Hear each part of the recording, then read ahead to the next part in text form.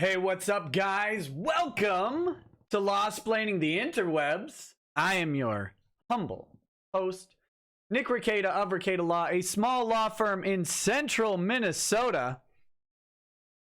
And it's just you and me tonight. Hey, girl, it's just you and me tonight. What do you want to talk about? Who you is? To quote Mad Black, who you is? Oh, well, thank you all for joining me on a completely random Sunday stream. We have got a couple things to talk about tonight. I was on Anime Matsuri's stream earlier today. Earlier, whatchamacallit, just a little bit ago. What was it? 8 o'clock Central. We got started a little bit late, which was not my fault. None of you believe that, but it's true. It was not my fault. There's some technical difficulty on the Matsuri side, and then once we got connected, there was a problem where Denise's mic was just not coming through, and so we had to kind of get that worked out. But we were able to have a very good discussion. Talk about Matsuri coming up. I will have a panel there. If you're in Houston, if you're in the area, my panel is Friday at 5 p.m. in the General Assembly, which I think is like one of the main areas or something. And if you can't make it, I know many people have asked what happens if you can't make it to Matsuri. Is there a way to consume the panels and all of that stuff? I don't know. I don't know if there is, but I do know there will be a way to consume my panel at Anime Matsuri. It will be broadcast live on their YouTube channel. Again, I think it's 5 to 6 p.m. Denise said they will be live streaming it on the Anime Matsuri channel, I believe. So stay tuned for that.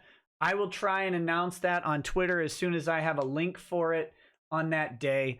We'll talk about it coming up. But the only problem with live streaming that panel on their channel will be it'll be harder for me to interact with the chat. I probably won't be able to. Plus, we only have an hour, so I don't know that there will be a lot of chat interaction, but you can definitely watch the panel. I believe Tug and Hirohei will be on the panel with me, and we might also have Primarch Perseus Tiberius to join us as well on that panel.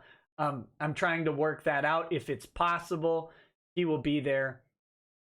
That will be great. So just so you know, that's what Anime Matsuri is looking like from a panel perspective. I don't know. Denise asked me if I was going to be doing a signing event, and I can't imagine the embarrassing lack of people that would be in line for me to be signing something. I don't know if I'll do a signing event, but if you are there, please come talk to me. Find me out. If I'm going to something, I'll announce where I'm going on Twitter or whatever, so you can find me, or my schedule or whatever. And if you want me to sign something, of course I will. I don't know that it would be useful to have a table for me to sit there and have when they could put something else where that table is, right? But I will be at the convention, taking it all in the entire time. Well, I mean, within reason. I'll have to step out and eat every now and then, and stuff like that. But I plan on being there the majority of the convention. So please come find me if you're in Houston. If you are considering going to a convention this year, check out Anime Matsuri. They have been with Vic from the start of this, right? And they've been with Vic from the start of this. They reached out to me very early on, thanking me for letting people know that he'll be at Anime Matsuri, and they've been supportive of my show and stuff like that as well. So plus they're giving me a fun opportunity to go down, join this convention, and do a panel, hopefully in front of a whole bunch of people. So I really appreciate that. So if you can make it, if you're in the Houston area, if you're looking to, if that's a convention you're looking to travel to, please do. Please come and come say hi. Come say hi.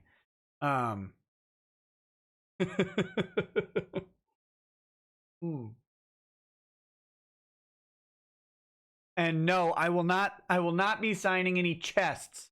I will not be signing any chests. I apologize in advance for those requests. Okay, so what do we have today? I've got a couple things today for the show.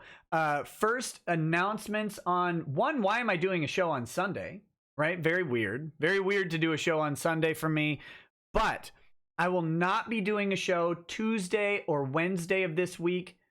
I don't think. Definitely not Wednesday. Probably not Tuesday. Although Tuesday's a weird possibility, probably will not be doing a show on Tuesday. Something very strange would have to happen. All right, so I'm doing a show today to partly make up for that because there's things to talk about. What are we talking about today? Today, I have had an email exchange today with a convention owner, not an owner, executive staff of several conventions. One person, but executive staff on several conventions across the country, and is in contact with other executive staff from other conventions as well. That person asked if they could share some of their thoughts on the Vic Mignogna situation on condition of anonymity. I said, of course, I will keep you anonymous. I believe I have done so. So the way I have done that, just so there's no like shenanigans or whatever coming from the peanut gallery, I have screen capped the portion of the email that doesn't have any names or email addresses on it, so there can't be like an accidental boomerang, but this is an image of an email, all right? So before the gotchas from the very smart, brilliant people out there on Twitter like Shane, from them, I there's no gotcha. It's an image of an email because that was the easiest way to get all of the information to be confidential. So you'll just have to trust me that this person is who they say they are. After we go through this, I have got, and many of you have seen this as well, I have got the Tfue versus, Tfue's contract with FazeClan has been released. It was released sometime like Thursday or Friday. And we're going to go through every provision of the contract that has been released. We're going to go through all of it. I'm going to talk about my thoughts about it. Let me give you a preview. Whoa. There's some wild stuff in this contract. I can't tell you if it's industry standard or not. I don't know. Like I'm not an esports lawyer. I would love to be involved in it. I think it'd be a blast, but I'm not. So I can't tell you if this is like a standard contract. If this is a standard contract, this industry is just going to get a sledgehammer to the face very soon. Very soon. This contract is wildly one-sided. Now, that said, there's some interesting stuff going on between FaZe Banks, has been the vocal one, and Tfue. They've been doing videos back and forth and tweeting back and forth, and I have not been able to follow all of that. I just haven't had time. But let me just tell you one thing versus another thing. Whether or not you're enforcing the provisions of the contract, you have provisions in this contract that are really, really suspicious. So it doesn't necessarily matter if you're enforcing them. I think, FazeClan said, well, we only took $60,000 from Tfue. So far, if we take you at your word, that's what you did.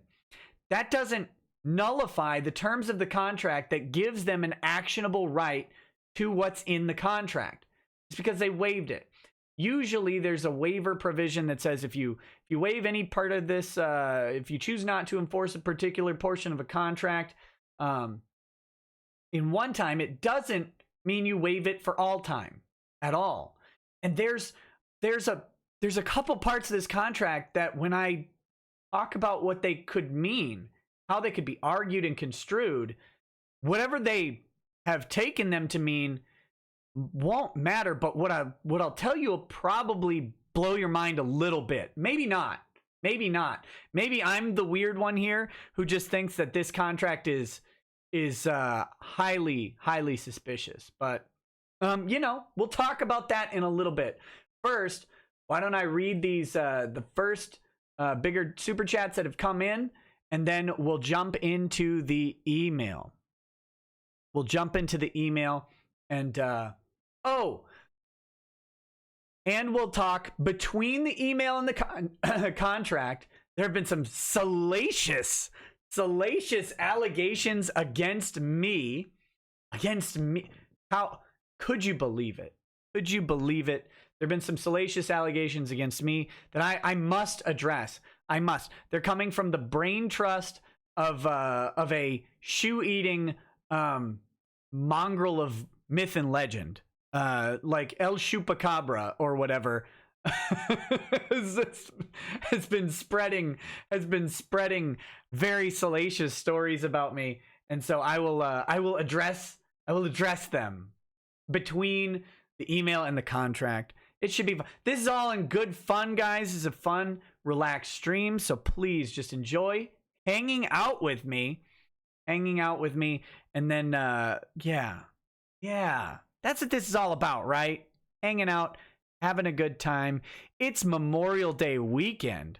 That means many of you will not work tomorrow, and that is good. And I bless your weekend. May it be filled with leisure, liquor, and lascivious women's or whatever you like, right?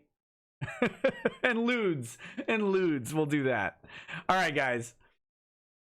Let's talk about this. So let me the super chats real quick. Ink Penification. That stream with your boy Drexel and NBA should be uploaded to World Star Hip Hop. I love how you had a wholesome stream with your wife and a 6-hour Drexathon. Keep being awesome, my dude. Hey, it's my pleasure. My Drexel and I have been friends for so long. That's what a lot of people might not understand this. I think some people got this kind of mixed up on the 24-hour stream. We were playing Battletoads. They thought we were actually getting mad at each other. Guys, Drexel and I have played Battletoads together so many times that that banter back and forth is just how we do it, right? So talking with Drexel and Mad Black was a huge blast. I would have Mad Black on another time for sure. Even though, and I'll be honest. Some people have said that Mad Black has problems with me and that he's had some criticisms, and that might be true. He wasn't really able to remember them on stream. I don't know if they're real or not. I don't really care. That someone disagreeing with me doesn't disqualify them from having a good time with me or anything like that. I'd have Mad Black on again. He was entertaining. We had lots to talk about. He has a cool, unique perspective, in my opinion, being a guy who went from a pretty hard life to a much more normal sort of life later, but still very weird, right? So, but yeah, I could talk to those guys all day. Some idiot with a hat says, so after the whole thing that happened at Anime North. Oh, and I have an update on that. It's safe to say that Jamie Markey hates basketball players and people with mental deficiencies. What a cruel, cruel person. Get a nice bit of Irish whiskey with this. Well, I only have a tiny bit of Irish whiskey left, and I'm kind of saving that because it's a special bottle to me. But I've got some Finnish gin. Not an island, but it should be.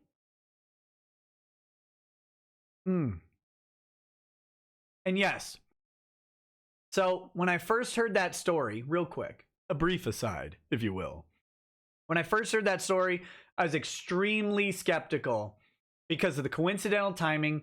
Monica Rial had a similar story about someone being confronted, and then truthsayers on the interwebs like Shane suggested that the person was thrown out of Monica's panel and thrown out of the con or something like that. But I've heard that that was not the case. I heard that basically someone asked a question about Monica. She very, she basically just said, we're not doing that question here. And then everybody moved on with their lives. Fine interaction. Doesn't seem like anybody was harassing Monica. Seems like Monica handled that situation well. Although it was represented as this big to-do. I don't think that's what happened. But who knows? I wasn't there. But then to have it happen to Jamie Markey on the same weekend with the same sort of hyperbolic stuff, like he's dragged away screaming, "Justice will prevail!" It's kind of funny, but I was very skeptical of it. However, I will let you know that the person who did that reached out to me via email asking to share their story. I'm not sure if I'm going to have them on the show or not. I have not decided. I have two minds about it. The person who brought it up, I don't really want to encourage people to be confronting these voice actors at panels. That's not something I've ever condoned. I mean, people will do what they'll do, but it's not something that I've suggested or condoned. However, I kind of would like to get a firsthand experience of what he went through. So I don't know. I'm thinking about it. But just so you know, I can confirm that at least some of that story is true, and that person has reached out to me. So there's that. William Krager says, "Hey, Nick, what would be a good whiskey for a wedding gift? $150 budget. Also on the funny side, had to deal with people banging in my work's bathroom a couple days ago. See you at Anime Matsuri." Well, that's always fun.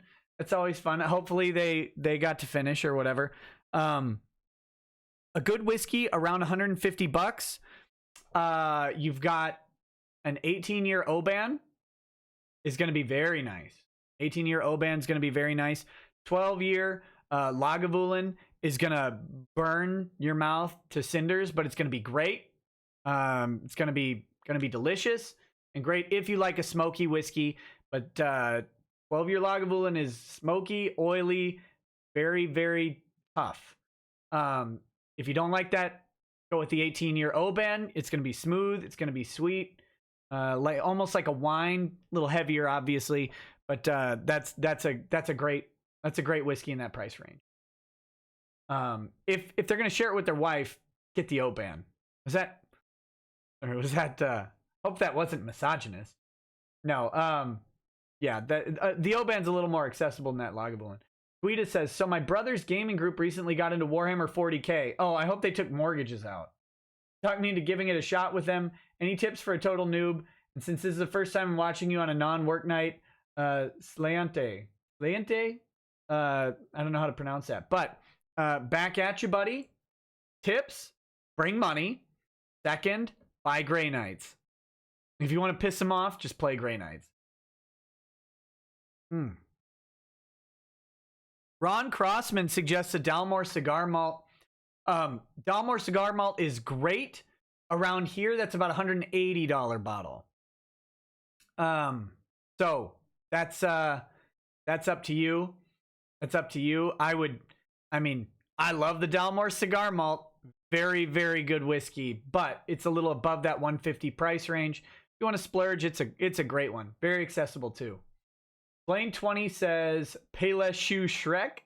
Fred Rush MD says, "Haven't been able to catch a stream in a while. I just want to remind you that I love you." Freddie, back at you, buddy. Actually, Lady Rackets told me to tell you she was very disappointed that you were not at the massive fan meetup we had in the cities yesterday. How dare you? How dare you? But she's looking forward to seeing you again. So am I, of course. Can't wait to hang out at the next event. Stay safe out there, brother. Onari Phoenix sending some love from Australia. A quick question about the Vic case. Assuming a confidentiality agreement is made, what legal ramifications are there if Veronica's side decides to leak the deposition anyway? They could be sanctioned. There could be various punishments. But look, I mean, the reality is, just like in Meyer versus Wade, if you've been following Meyer versus Wade, they had a confidentiality agreement in place. Parts of the deposition still come through, and at some point, probably the whole deposition will be released of all the parties involved. The confidentiality agreement is basically, if anything, is there to protect the parties through a preliminary motion to dismiss, right? Like, because let's say they do the depositions, then there's a motion to dismiss, and they win the motion to dismiss. Well, then that protective order is going to be there. No one's going to release anything, and all the parties are going to go home just fine. Here you go. Okay. But if the case goes past that motion to dismiss, it probably will. Probably will. If it does, then those depositions are going to be introduced as evidence, at least the overwhelming majority of it. Even some stuff that's probably embarrassing to the parties. That's just how it's going to go. Those are good because if there's something embarrassing to Vic, it's going to be used as evidence against him. There's something embarrassing to Toye and Rial, it's going to be used as evidence against them. This like fretting and hissy fit over the depositions, over this confidentiality agreement, is one of the weirdest things. It's almost a pro forma sort of figure, like a pro forma sort of idea in a defamation style case, is that you should probably have a confidentiality agreement, especially one it's a very publicly presented case. And there are, I don't want to say public figures because they're probably not public figures, but people who have been discussed in public who have the chance of reputational damage either way. A mutual confidentiality order makes a lot of sense and is going to be standard practice. That they don't want it isn't that big of a deal. It isn't that big of a deal, but the fact that they're making some big deal out of Vic wanting it is ridiculous. And the other fact that they're trying to pretend like they want it all in the open, and that's why they don't want the confidentiality agreement, while at the same time dodging the depositions. Obviously, this is ringing a little bit hollow. So, there you go. But the ramifications, I mean, there could be sanctions and stuff like that. Likely it would be some sort of monetary sanction or a penalty during discovery or something like that. There we go. All right, guys. Let's get on to this email. Go. Woohoo! I've moved to the top right of your screen. Do not be alarmed. And where my mug just was, you can find a copy of said email presented for you in full. And now I'm going to read this to you. For those of you listening at home, not everybody is able to sit and squint at a screen. I hope you all can see that clearly, but here we go. So the first line is a line to me. It says, "Thank you for your consideration. I will submit my info in the form of a written statement." And then we go into the quote, which will follow everything up until... No, that's the end. The quote goes all the way through the end. So here we go.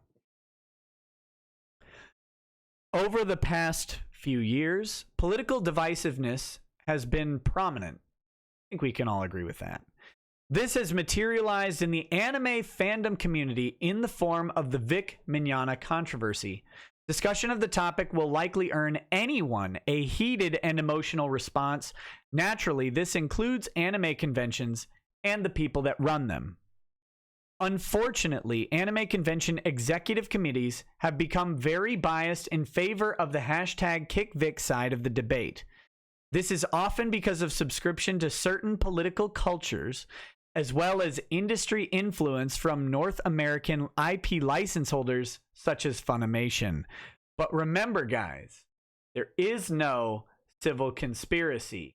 Remember, there is no civil conspiracy. That would just be crazy to think that Funimation or any of the named parties would be trying to influence conventions. through things like sponsorships, access to their contracted employees.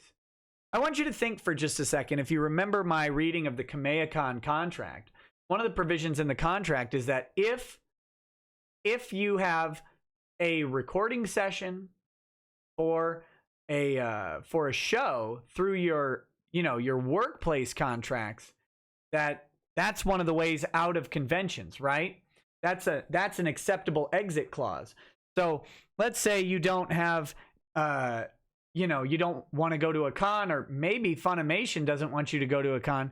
Funimation could just schedule you for studio time and suddenly you're exempt from the con. That's in the Kamea-Con contract, likely in several other contracts as well. So, does Funimation hold sway over conventions? I have no idea why anyone would think they would.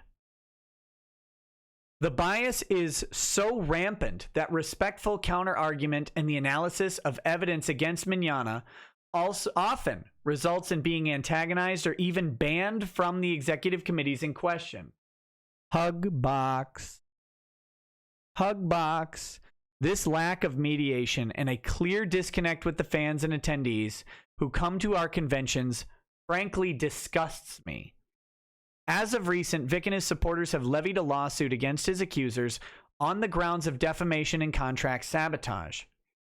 As a convention runner, I am pleased that this is happening. Not because I am for or against Vic, but because it brings the controversy where it currently belongs, the court of law. This not only means that Mignogna can defend himself, but it also means that his accusers can have the chance to prove their claims with real and hard evidence, rather than allegations and hearsay. It's almost like an adversarial court system is the ideal place to resolve these types of disputes. This lawsuit has shaken the executive community.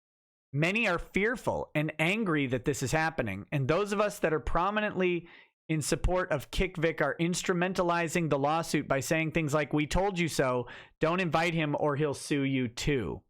But remember, folks, there's no civil conspiracy. None. Now, this last line is written confusingly. It almost implies that the person writing this email is in support of Kick Vic, but let me parse the words out. It says, those of us, and you can add in brackets, in the convention executive community that are prominently in support of Kick Vic. So he's not talking as as someone in support of Kick Vic. I don't believe, but rather as someone who is in the executive community, and then talking as a representative of that group, and then breaking it down into the subclass of people who are in support of Kick Vic versus a subclass of people who are neutral and the other subclass of stand with Vic. Okay? But ideally, convention should strive to remain impartial to the debate. I agree. At least until all the facts have been presented. One of the conventions that I work for did not. You likely know which one I'm referring to. So I don't know. Remember that this person is writing to you, not to me. They are sending this statement knowing that this will be broadcast. So I'm not sure which convention that would be, but you guys would probably be able to figure it out, I'm guessing. And it caused our attendance to significantly drop. Hey, conventions out there. Take note. All because some of our higher level staff accepted the information they were given. What information would they be given? Remember, there is no civil conspiracy. As factual, and picked aside long before we ever know who is actually telling the truth. If you consider yourself an anime fan or an active convention attendee, consider the following. And I love these 3 points. They're great. 1, attendance is the lifeblood of any convention. Pay attention to how much effort they are putting into maintaining neutrality in the controversy. Pay attention to how their social media staff and execs are responding in threads where Vic Mignogna becomes a subject for discussion. Speak with your wallet and your presence. Do not attend conventions that are doing things you disagree with, and pre-register and make travel plans for conventions that do. Let me remind y'all, once KamehaCon announced Vic, their ticket sales went up 30 to 40 tickets a day above what they were selling once they announced Vic. Our side votes with our wallets. Their side doesn't have wallets. Their side votes with their welfare. No, I'm just kidding. But no, our side does this. And it's amazing. And listen, this is an executive at a convention. This makes all the difference in the world. You want Vic at shows. Support the shows he goes to. Number 2, know that not all of us are part of the Kick Vic crowd. And those of us that aren't are trying to avoid discussion because the vitriol it would earn us, as well as the fact that the debate doesn't belong at conventions. Remember this, guys. I've said this about voice actors, said this about other people. This is Vic's fight. And it's great. It's great when people can stand up and support him. It's great that I can stand up and support him. Tug, Yellow Flash, all these guys, Hero Hey. It's great when we can stand up and support him. There are people out there who can't, who do, but they can't because they work in the industry in some way. And their support means their bread goes away. The bread that they use to feed themselves, feed their families. Can't be mad at these people. We can't do that. We can't put pressure on people to step in and support Vic or stand up for him. We can only politely ask that conventions do so. But when the con staff or when the executives, not when they're being hostile, but when they're being neutral, when they're just not answering, please be respectful. Don't demand their answers because there's a lot going on for these people.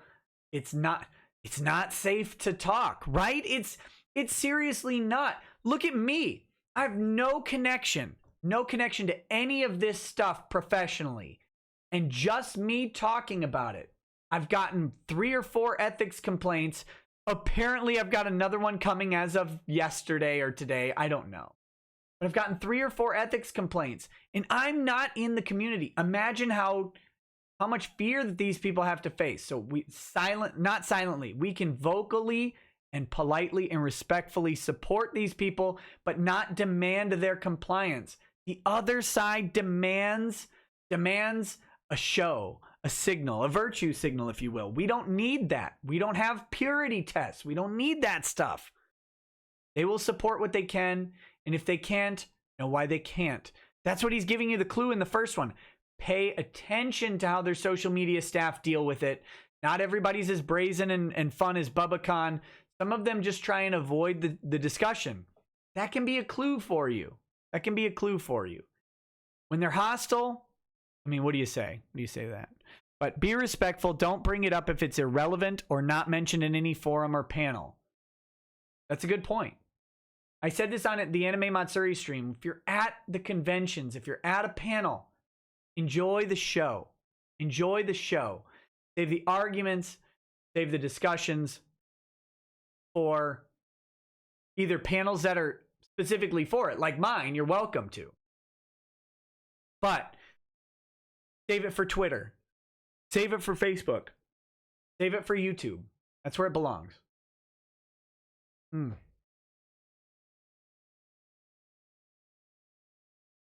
Finally, number 3. This is good. Know that the Japan side of the industry is not pleased with the controversy and how the North American distributors are behaving. Look for clues. Look for Toei branded stuff to shut down. Look for Toei owned voice actors to not show up. Look for the clues. They're not pleased with the controversy and how North American distributors are behaving. Politics are very different there, and they know their fans well enough to realize this controversy isn't one-sided. Thank you for your time. Thank you for your time. So, ladies and gentlemen, I present you the email. That is it in full. And this person has represented to me that they are on the executive staff of several conventions, not just one, but several conventions, and in contact with several other executive staff as well. So I'm happy to relay this information to you. I had no idea it was coming. It was not solicited. Anime Moon says that they want to make clear they know who this executive is.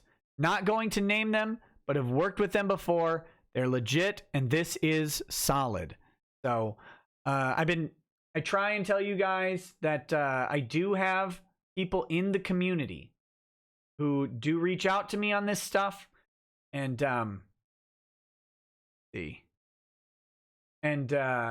you know, they communicate with me.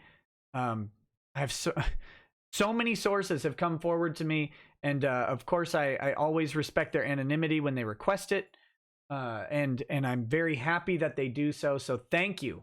If there are other convention staff out there who want to talk about this stuff, I am happy to protect your identity, protect your anonymity.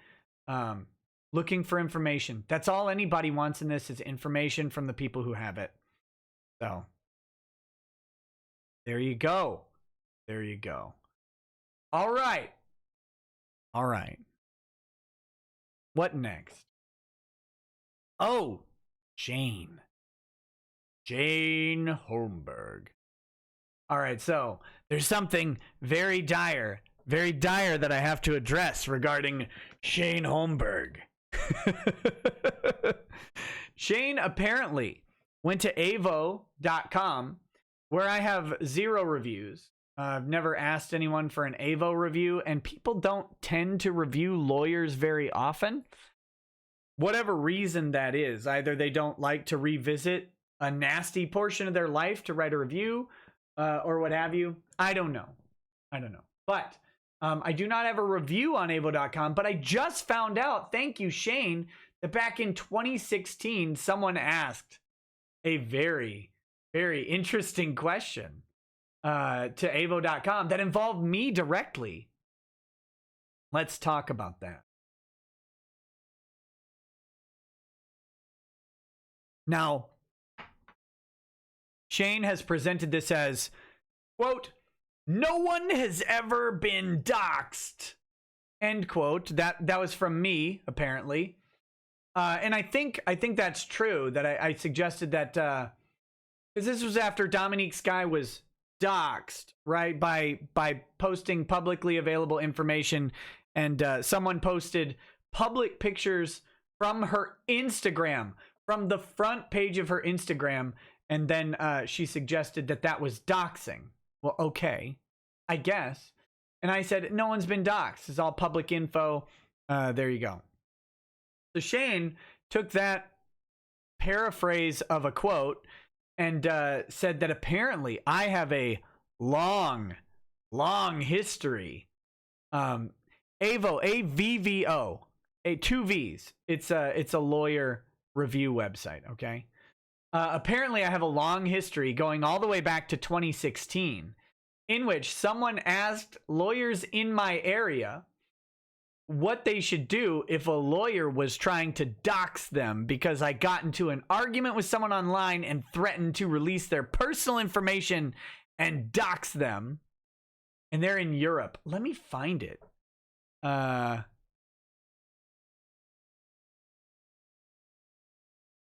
Oh, wait. Yeah, here we go. This is great.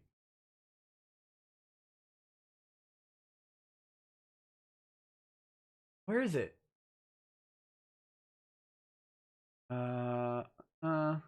Whoops.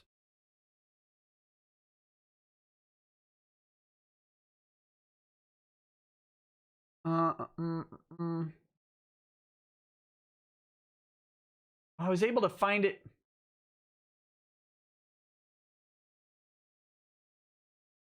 It's on here somewhere.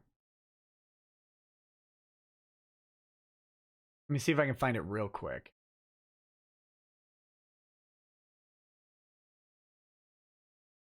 Oh my goodness. These aren't organized by dates, of course. Are they? Are they? December. Hold on. If I can find it real quick, I'll pull it up for you. Is this is great. Oh. No. No? Where did it go? Should be right here on the front page. Oh. Here it is. Here we go. I'm being stalked by a lawyer online. What can I do? This is great. Let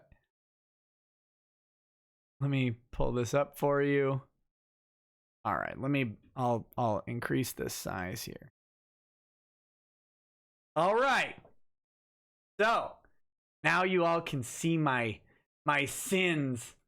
My sins. Here we go. Hopefully you can read this. Why didn't you have it ready? I wasn't actually planning on talking about it. It came to me after the stream started. So, here we go. I'm being stalked by a lawyer online. What can I do? And I will say this is from December 10th, 2016. Asked in Spicer, Minnesota. I got into an online argument with a lawyer from Minnesota, USA on a post I made. That does not sound like me. I've never engaged in an online argument in my life. Never have engaged in an online argument. He was being very aggressive and circular, so I deleted the thread. The cojones, the testicular fortitude of my opponents has long been traditionally weak. He's opened up a new one on the article we were talking on and started releasing my personal information when I ignore him. Ooh. Along with calling me a coward. Okay, this was definitely me. This is definitely me. If I called him a coward, that is definitely me. The more I ignore, the more he releases. What can I do? His name is Nick Rekieta at his own law firm in Spicer, Minnesota. I am in another country, city, and state is the one he's in. Now they're threatening to call my country police and make up hate speech charges. I never said anything racist or prejudiced. Have you? Are you sure? Are the thought police sure that you've never done that? No.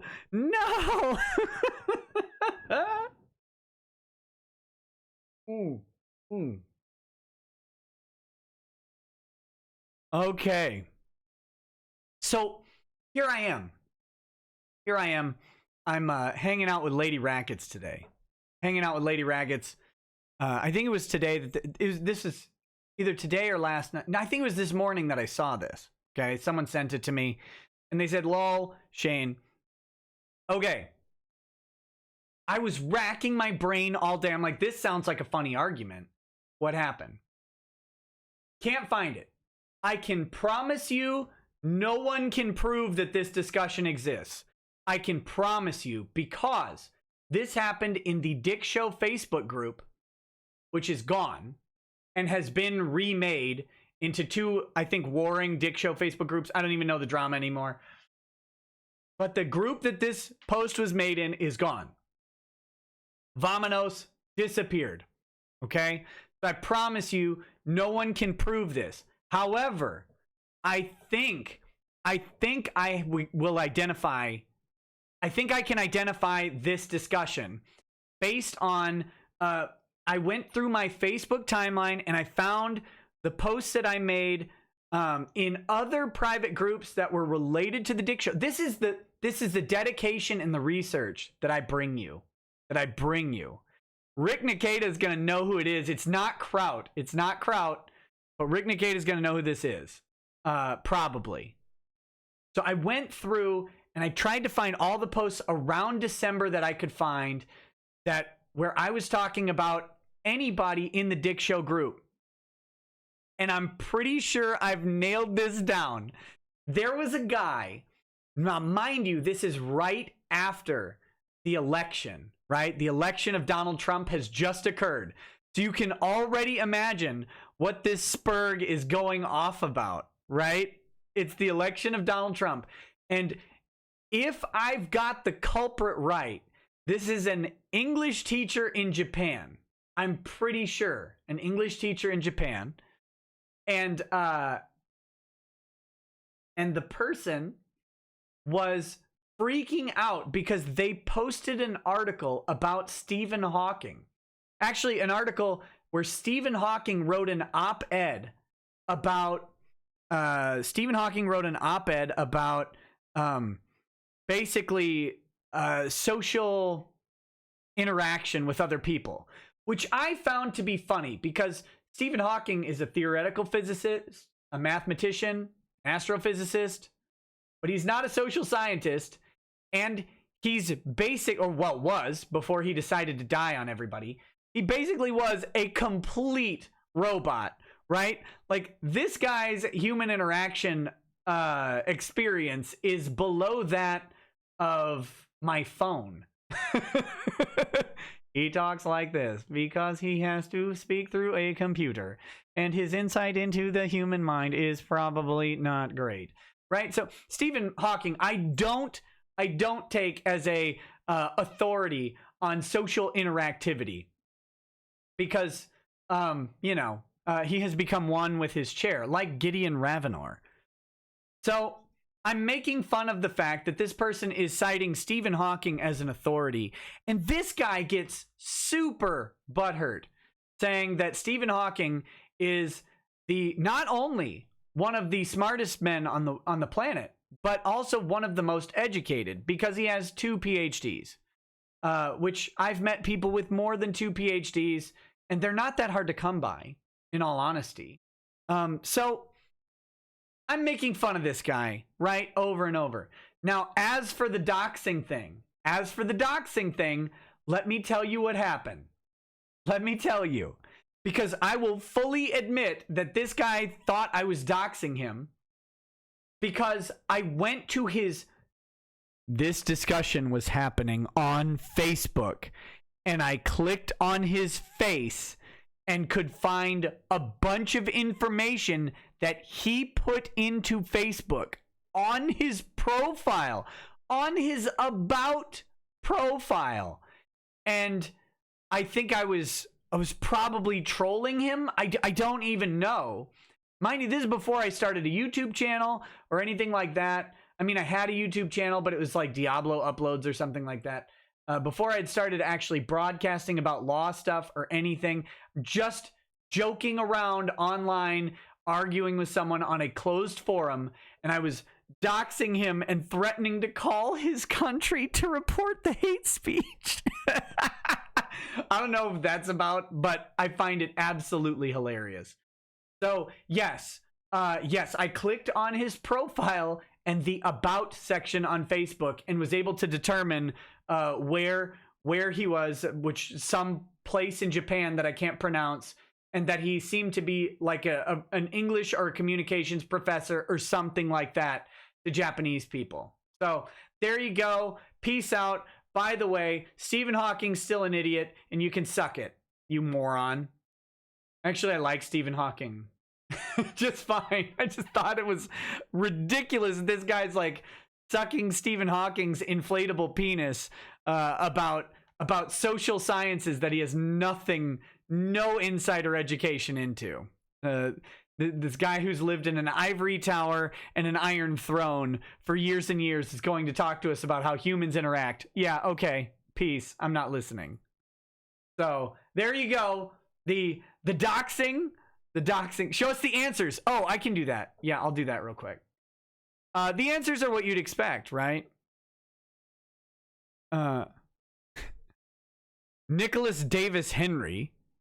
By the way, I should go to this guy's office and be like, you mother... Just kidding. If you have a complaint about an attorney and an attorney's unprofessional conduct, you can always file a complaint with the State Professional Responsibility Board. They didn't. They will investigate. Actually, they probably won't. And if they find Hrat, the attorney, violated the rules of ethics, they may take disciplinary action. That's a true statement. They may. They may. Here's the website. Good job. And then this guy, you can file a complaint with the state bar if you want. That's from Christian K. Lassen II. That's a life insurance attorney from Philadelphia. Hey, don't give this guy legal advice in Minnesota, you cuck. No, I'm just kidding. I'm just kidding. I don't know who these guys are. They're just answering a question with the obvious throwaway answer. If you have an attorney, I guess take it up with the responsibility board. Nothing against those answers, but that's it. No people found this helpful and no lawyers agree. So... you know, again, did this happen? Probably in some sense. I've spoken. I really don't have a problem with doxing. Lawyers dox people all the time. We have to find where you are. We have to serve you papers, and we do it publicly. Period. That's it. Your information is public. Now, there's a huge difference between using public information to talk to people or talk about people and using privileged information, like a doctor providing information that they received. And I'm not talking about HIPAA stuff. I'm not talking about medical information. But if you go to a doctor's office and you give them your name, your address, your phone number, and the doctor spills that online, you gave it to him in confidence? Nope. Terrible. Target does it. Terrible. They've taken your information with a promise to protect you. No one online owes you any duty to protect the information that is publicly out there about you. There just isn't. There just isn't anyone. You can dislike it all you want. That's fine. You disagree with it all you want. That's fine. No one owes you a duty of protection.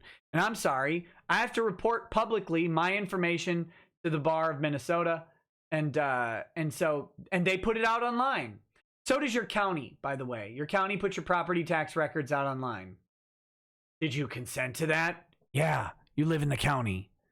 So there you go, guys. There's that. I definitely want to be very... Look, I've said it from the start. I say it over and over. I'm an open book. You guys have a question about anything I've done or do or whatever, I will tell you what I can legally tell you all the time. I'm certainly not going to hide the fact that I make fun of people online. I will say it with glee and pride. I've been doing it for much longer than a decade. But this guy was being a particular moron because his information was in his Facebook profile. There you go. Hawking wrote a book and was a teacher. Maybe he knew how to interact. Maybe. I'm just not going to take Hawking as an authority on social science, and that's all I said to the guy. And he freaked out about how Hawking is the smartest person ever to live. I mean, okay, if that's your hill to die on. Hawking's hill to die on was not being able to walk. So there you go. And again, how do you take social cues from someone who can't make gestures or use body language? If you haven't figured out, I find it funny to troll people on stuff like this. That's it. I read Hawking on theoretical physics. I don't read him on social cues and gestures.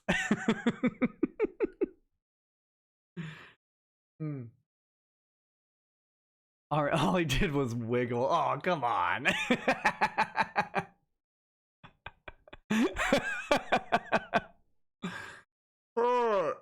Like, Like, I wouldn't take sign language lessons from that guy with no arms and no legs.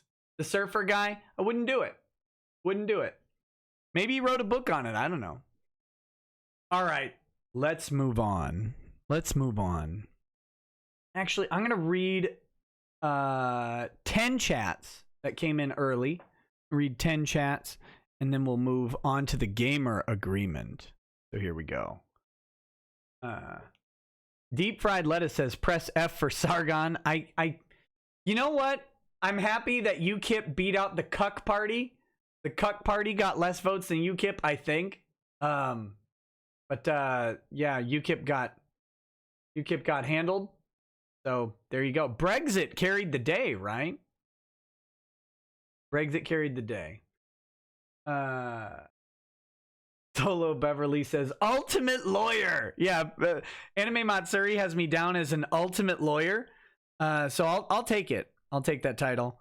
Very happy to do so. Feel like that's an anime introduction right there. Moist John says, Nick, will you sign Yowie? Probably. I might ridicule you for it while I do it, though. DJ Fantasy says, saw an Edward Elric in Rial's line at Momo Friday. Thought something was going to go down, but didn't see anything. Super awkward and walked past her at hotel. Go. Yorgamundo 7 says, shenanigans away. Talbot Link says, will you sign butts? I mean, depends on the butt, right? Sargon answer, depends on the butt. FSPAMSS says, please repeat what you said to Anime Matsuri earlier about not causing trouble for other fans at cons and saving that for Twitch, Twitter, and streams. Yeah, I kind of covered this, but what I said on the Anime Matsuri live stream was, when you're at the convention, you paid a bunch of money to be at that convention. So did the person next to you. You guys don't have to agree. Participate in the spectacle of the convention. Participate in the show that you're on. Participate in the performance that you're engaging in. And don't mess with that for someone else. All of those arguments can come back to Twitter. They can come back to YouTube and Facebook and Twitch. Okay. Then we've got Ranstein Hernandez says, Chupacabra. Lil Poo Poos says, can you sign my V card? What about my thought? I don't know. We'll have to see. Fluffy Side Up says, did you get my email about the hospital lawsuit? Probably. But I'll respond to you in. Oh, there you go. Wait, did the Cuck Party beat you, Kip? When I saw earlier, it was earlier that the UKIP was beating the Cucks, but did the Cucks win? That would be sad. Mythos Irving says, hey Nick, you're a doctor of law. Can you perform open heart surgery? No. Then Stephen Hawking wasn't an expert on social experiences. Yeah, I mean, pretty much, right? So Jim destroyed Sargon today. I saw that Jim was doing a video, but I haven't watched it yet. Cuck beat UKIP? No, UKIP. Come on. Oh, man. Oh, God.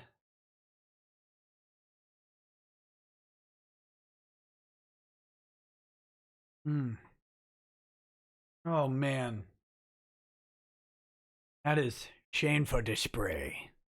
All right, let's get into this gamer agreement, guys. This is Tfue. Tfue's contract with FazeClan. This was released, I believe, by FaZe Banks.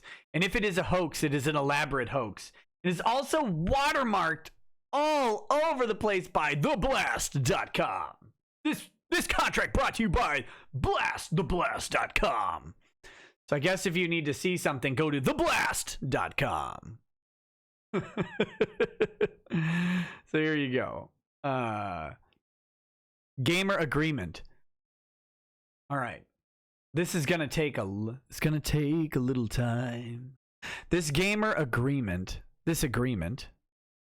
so every time you see the word agreement in capitalized, it is referring to the gamer agreement specifically.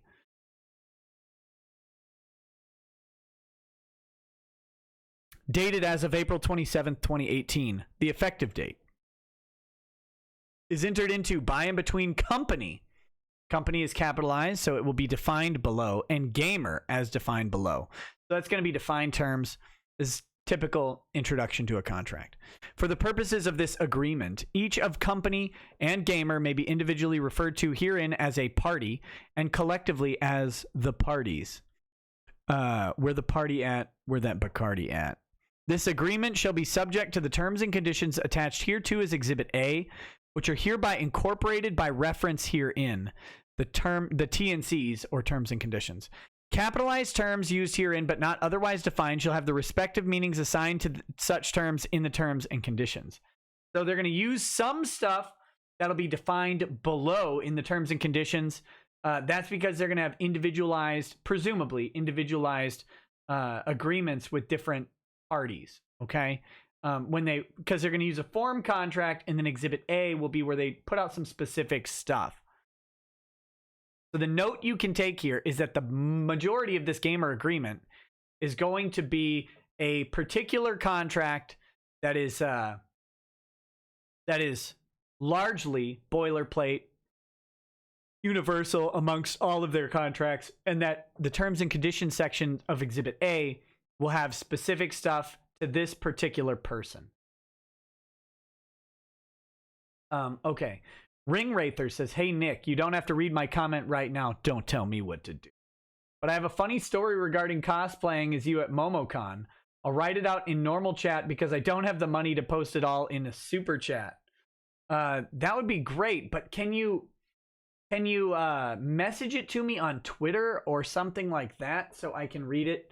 Because if it's just in the chat, it's going to be I can't follow all those, and I'd love to read it. Or if someone can compile it and send it to me, either way.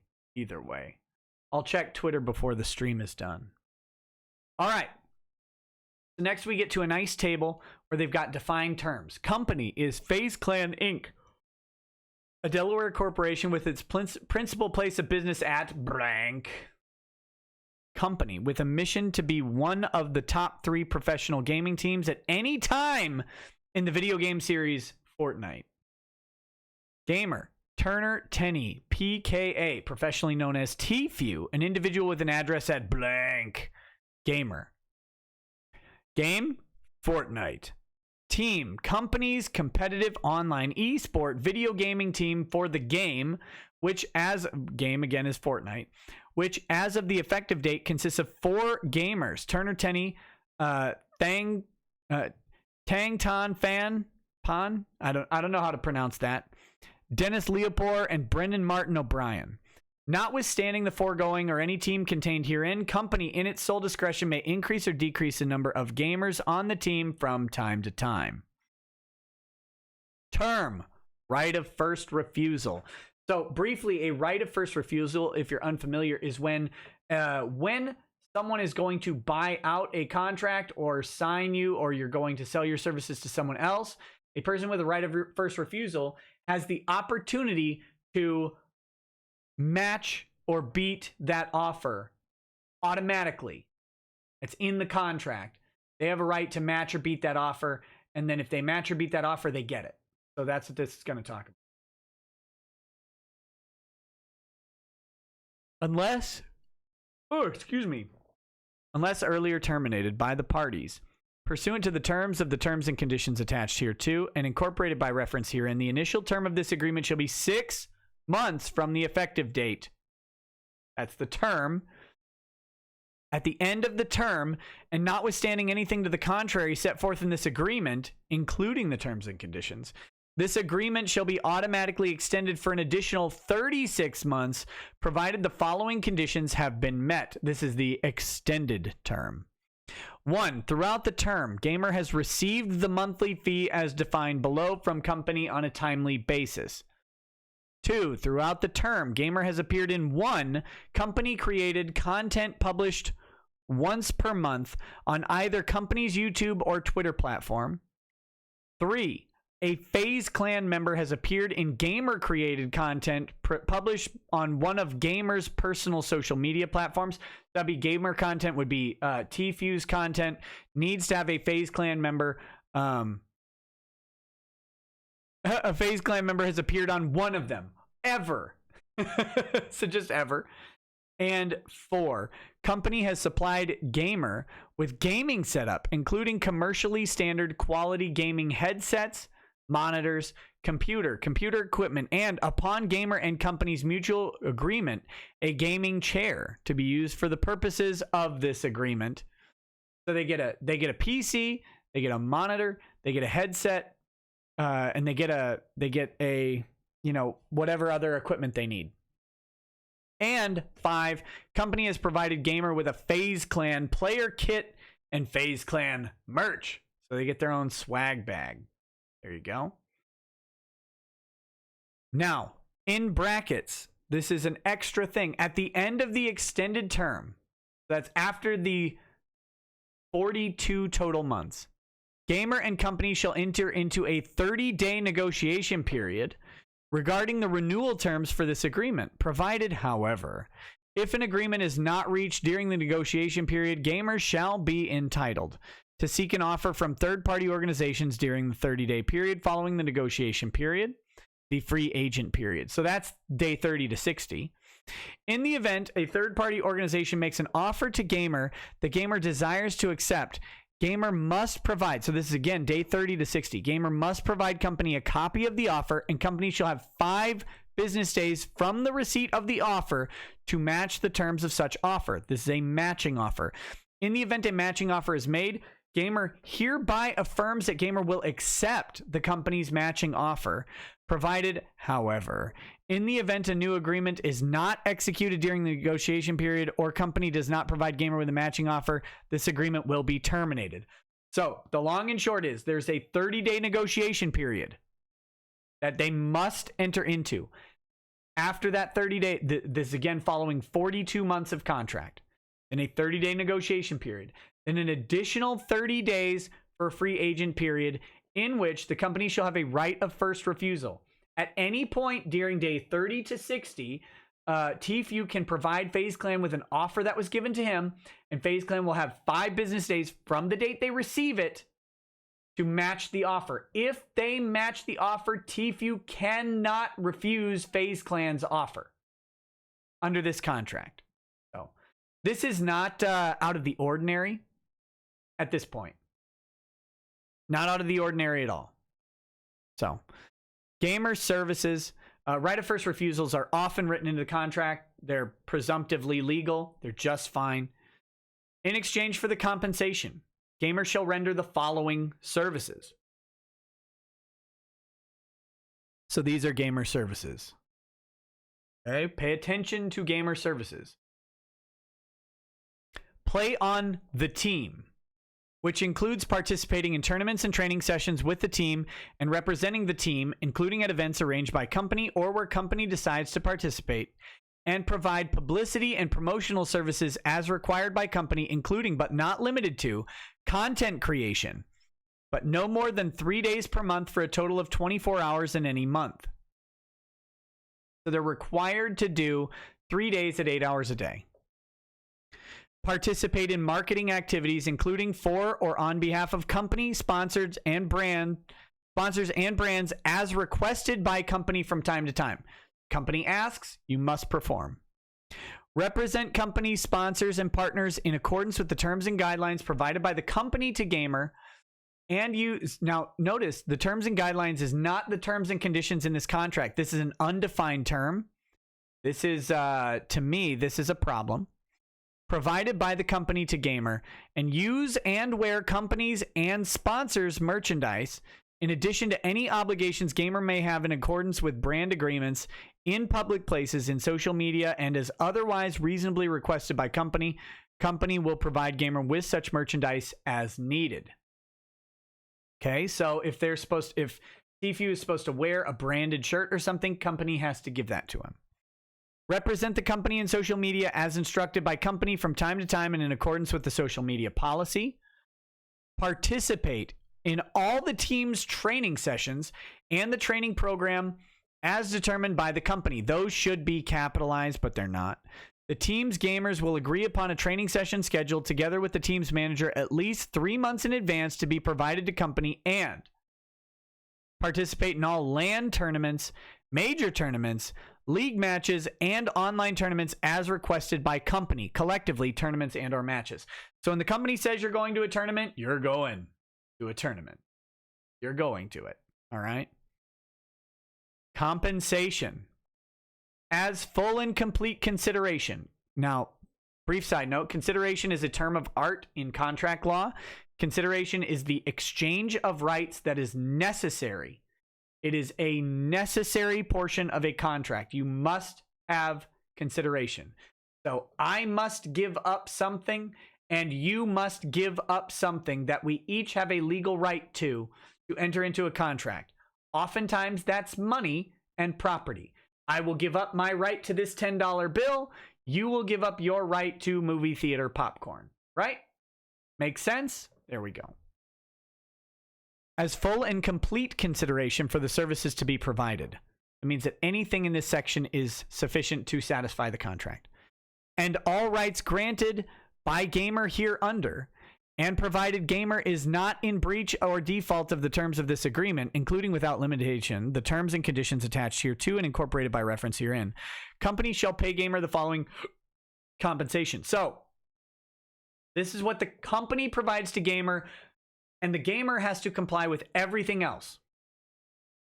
US dollars, $2,000 per month, monthly fee. Notwithstanding the foregoing, such compensation shall be subjected to a review at the end of each 6-month period of the term as of the effective date. As the result of such reviews, gamers' compensation may, at company's sole discretion, increase by up to 25% or decrease by up to 25%. So we're talking about massive amounts of money for a top tier Fortnite player, $2,000 a month. All right. $24,000 a year. All income generated by gamer from cash prizes, each a prize and collectively prizes, won in any tournaments and or matches shall be split after any payments to the team coach as follows. 8,000 to the gamer or 80% to the gamer and 20% to the company. Now, mind you, what this says. Okay, so Tfue is getting $2,000 a month. This guy with 10 million YouTube subscribers. $2,000 a month. And then there's a cash prize for a tournament. The coach gets a cut that's not laid out here. The coach gets some agreed upon cut. And after the coach's cut, they get 80% to Tfue, 20% to the company. Okay? This is not the worst deal. It's not the worst deal.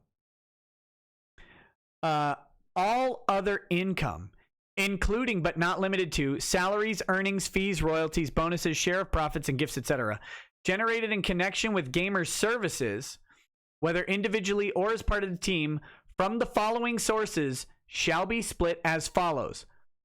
All other income from the following sources shall be split. All right? In-game sticker. I don't know what an in-game sticker is in Fortnite. I assume it's something you buy, but where someone can buy like a thing about you. I don't know. If someone can clarify that, I'm happy to read that. In-game sticker or in-game merchandise is 50% to gamer and 50% to company.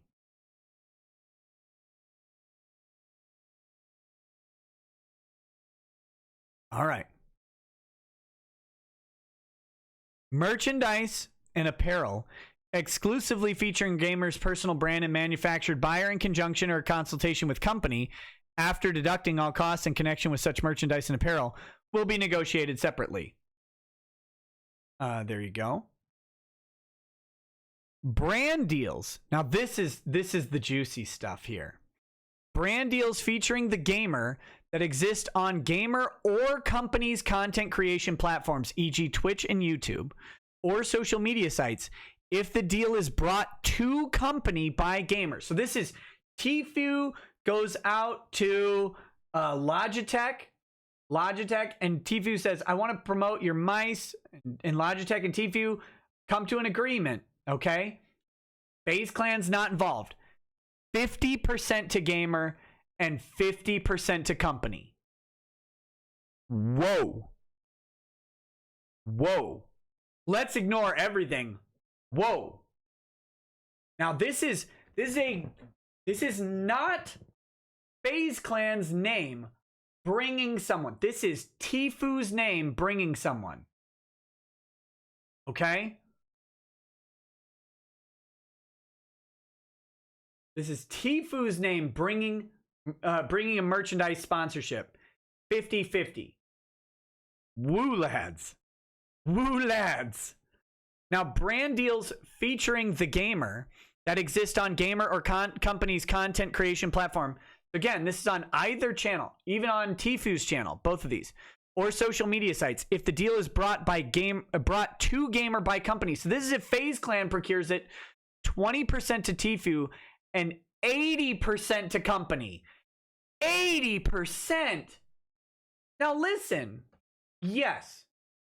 FazeClan is bringing the deal to Tfue. Got it. FazeClan is using their resources. They're out marketing and soliciting this, right? 80% though. Now the brand is likely sponsoring Tfue. Like they want him. He's the guy wearing the product. It's on his channel. He's the one promoting it. And 80% is going to FazeClan. This is whoa. I mean, he said it in the lawsuit and I was shocked because it's like 80-20. That's a huge split. No. 80-20. All right. Team merchandise and apparel featuring gamer or gamer's likeness, unrelated to FazeClan merchandise and apparel, manufactured by or in conjunction or consultation with company, 20% to gamer, or after deducting all costs and in connection with such merchandise and apparel, 20% to gamer and 80% to company. Oh my gosh. So Tfue has a shirt with his big stupid face on it in the middle, right? And he goes to FazeClan and says, hey, will you guys make a shirt for me that's got my mug right in the middle of it? You guys make it. Not only will they deduct the cost of production and inventory, they'll then only give him 20%. I mean, come on. That's not FazeClan merch. That's Tfue merch. Okay? Whew. Appearances, touring, sign-up bonuses, and similar activities, 50% to gamer and 50% to company. Any appearance, anything this guy gets paid for is 50-50 split. Again, that's a lot. This guy is not getting paid $1 million a year by FazeClan. This guy's YouTube channel brings in $1 million in revenue a year, probably. Plus some. Like, I don't know if you guys understand. I don't know if anybody understands how big 10 million subscribers is. 10 million people have decided that they want to follow you, right? That's more than many Hollywood actors. Many Hollywood actors. 10 million people is a massive amount. A massive amount. So, who's the popular one? Is it FazeClan or Tfue? I don't know, but 50-50, like someone reaches out and says, hey, we want you to come speak at this thing, or we want you to come play Fortnite at this not FazeClan related event. Well, half of it's going to FazeClan. Okay. There you go. So there's that.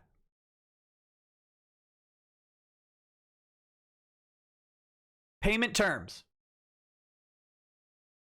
The monthly fee shall be payable by company on the 30th of each month during the term for the services provided during the prior month. So in January, all of your gamer services salaries are paid up and split up, and then in February 30th, seems like an oversight. Probably on 20. Let's pick a different date. On February, all your stuff happens, and then on the 30th of March, you get paid. There you go. all prizes and other income generated in connection with this agreement shall be payable to and collected by company. So all the money that you earn goes to the company first, take their cut, and then it goes to you. And company shall account and pay gamer his or her share of such income on a monthly basis within 30 days after the end of each month.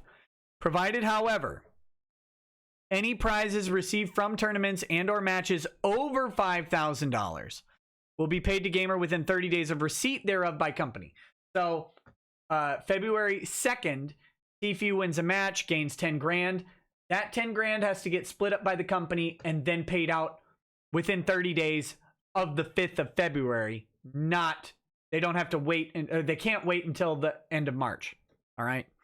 Gamer acknowledges and agrees that companies shall have the right to include a direction of payment clause in all contracts entered into by gamer, directing all income to be paid directly to company. In the event that any person or entity pays any income directly to gamer, gamer agrees that he/she shall promptly transfer all such income to company for collection and accounting. There you go.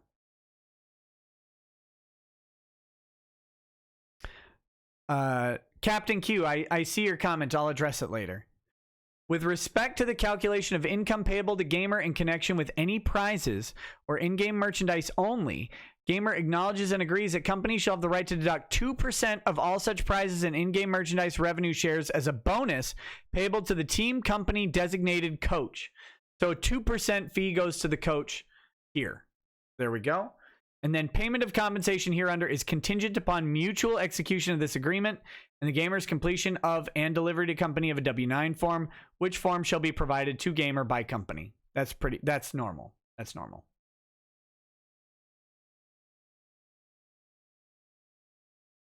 Expenses. Companies shall not be responsible for the payment and or reimbursement of any costs or expenses incurred by gamer in connection with this agreement unless such costs and expenses have been pre-approved by the company in writing.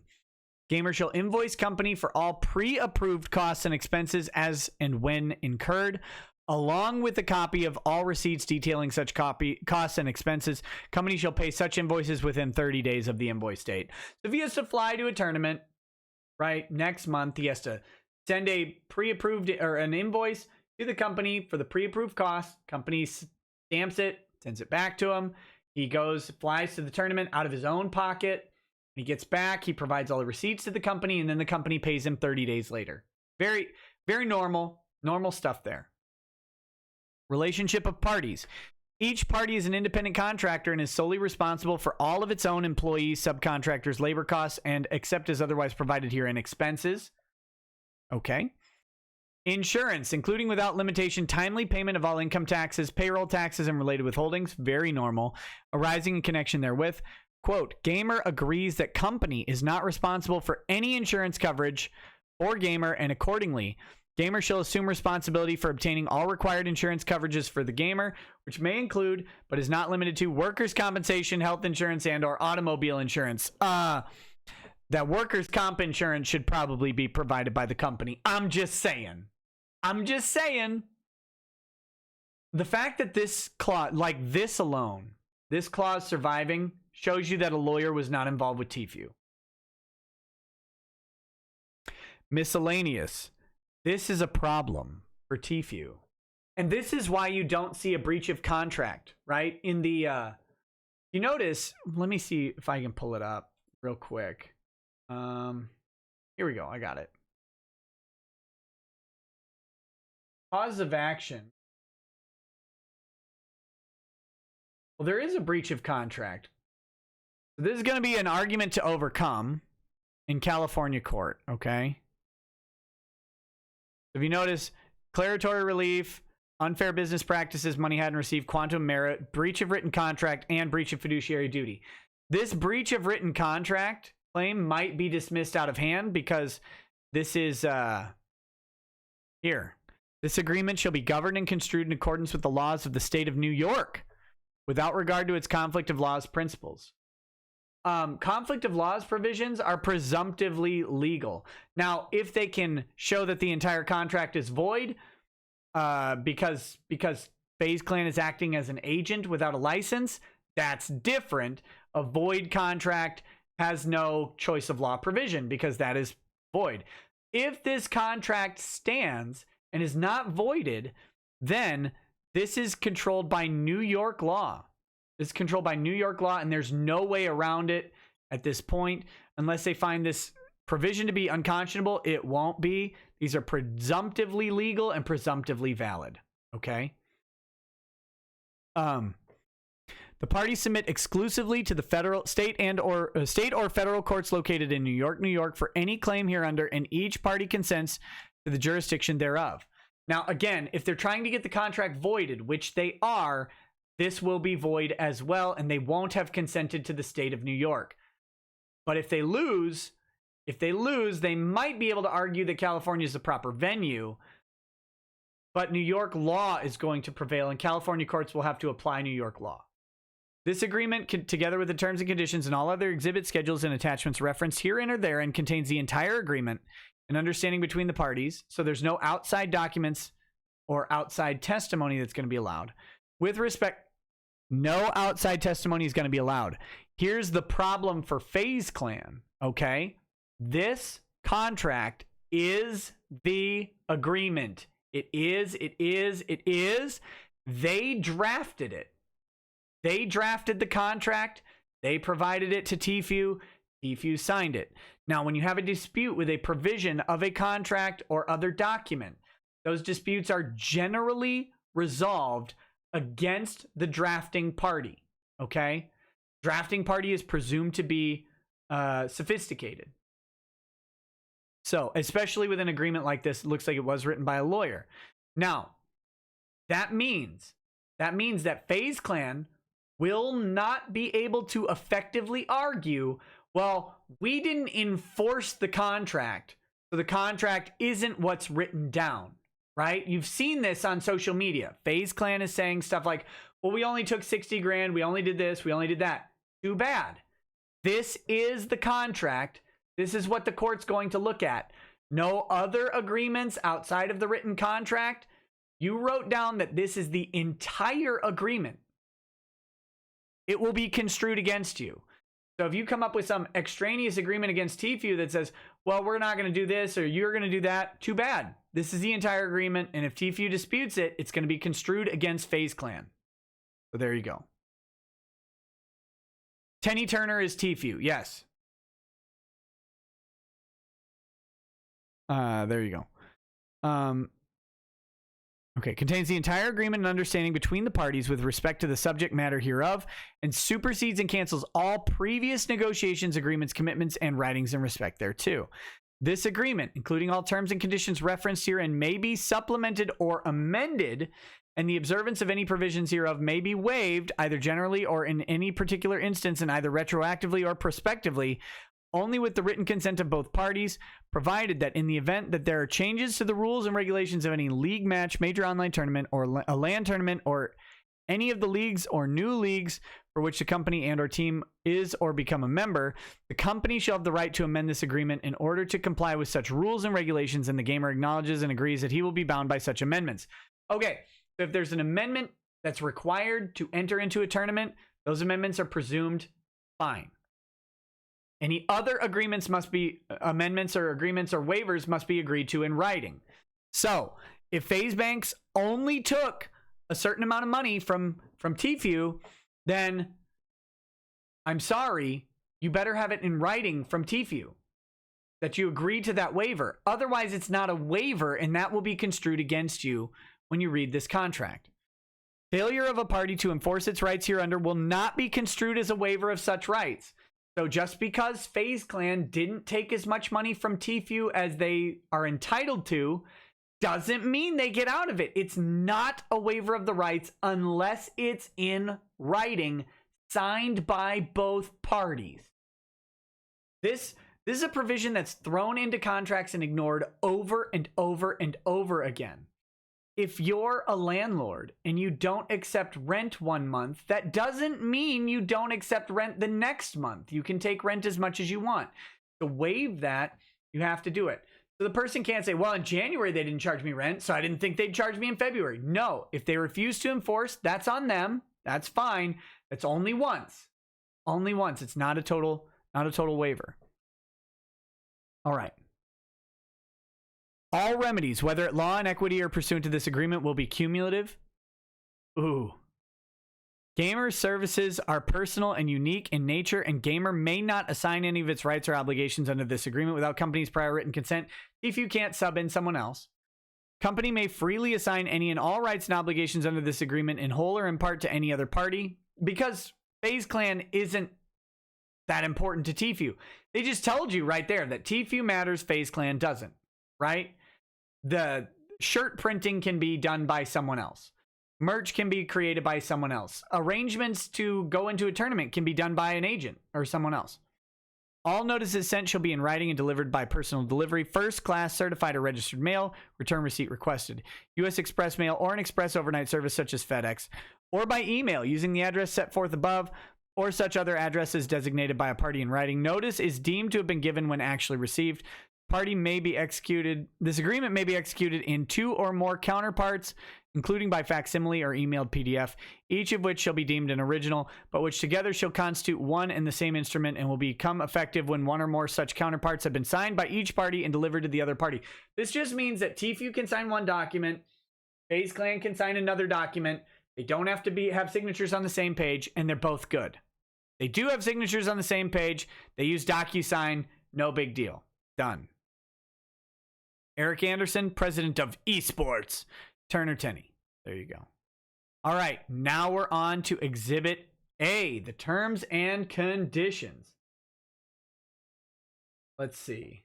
Let me read a couple more of these chats real quick. Finish this gin.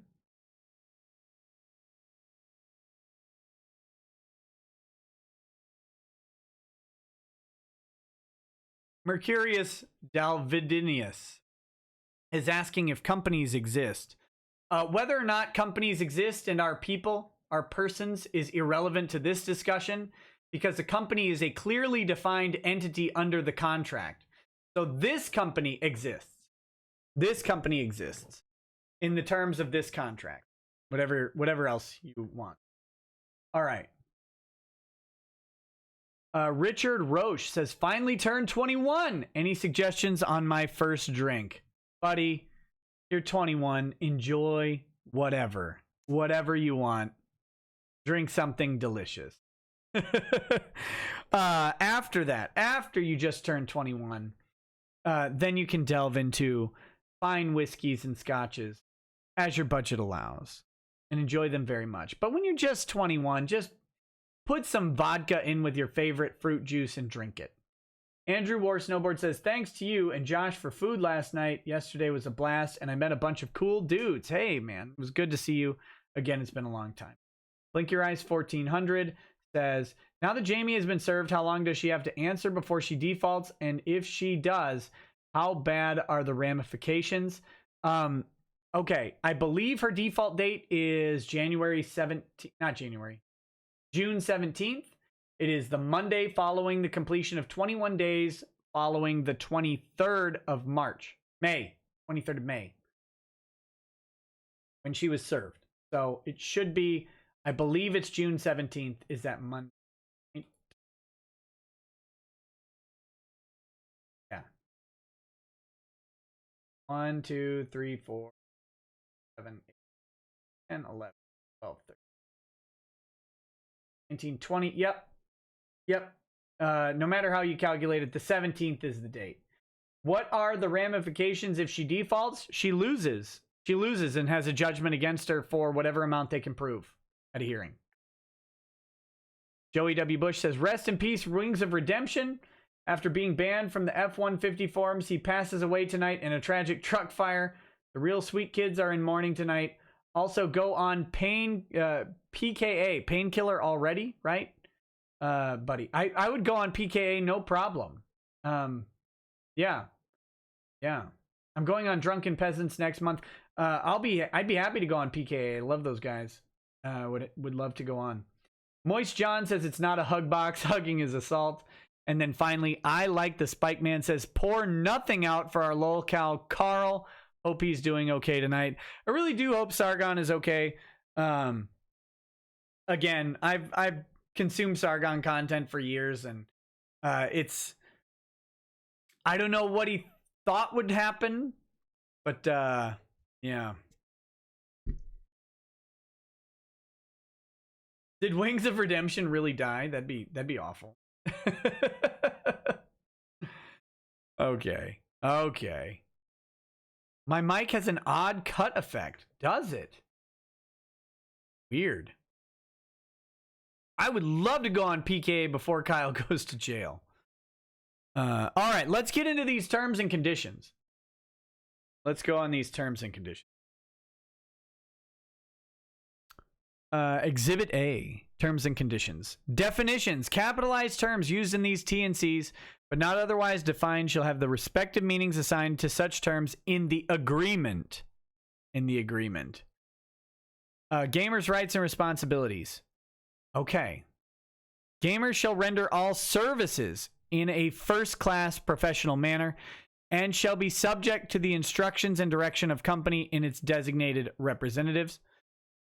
B. Gamers shall render all services in compliance with company's social media policy attached hereto as Schedule 1 and incorporated by reference herein, which may be updated from time to time during the term of the agreement, the social media policy. C. Gamers shall not engage in any activities that interfere with or delay the rendering of gamer services hereunder. Company's determination in all manners respecting the performance of gamer services will be final and controlling. You can't get in the way of a company event, right? Gamer, along with other gamers on the team, can elect a team captain. The captain, who will be the person responsible for communicating directly with the company's management team. Captain will also be responsible for 1, working with the team to agree upon and maintain and oversee a practice/training schedule that is shared with and agreed upon by the company at least 3 months in advance, and 2, ensuring the gamers attend all tournaments and or matches. So the first class and professional manner thing is a hard term to enforce, but it's pretty standard. Basically, they're expected to act in the way that other gamers act. Don't pull your penis out on a Twitch stream. Solid advice for everybody, but specifically Tfue. Tfue, don't do that. E, the gamer will perform the services at locations to be determined in company's sole discretion. Company will book and pay for the reasonable costs in connection with any travel related to the services, including without limitation flight and hotel expenses, any tournaments and or matches in which such expenses are not otherwise covered by any league related to Fortnite. This is an important provision because one of the defenses that the company might add is, well, we only took this much. We're entitled to take this much money, but we also pay the expenses of Tfue when he goes on a trip. Nope, that's in the contract. Gamers shall comply with company's traveling routines, reporting requirements, and safety policies as instructed by company from time to time. So they have a policy on travel, and he has to follow that. Gamers shall actively participate in Now, this is interesting, right? Gamer shall. Shall is controlling language in a contract. It means they will do it. Gamer shall actively participate in finding new business opportunities and shall bring all such new opportunities promptly to company's attention.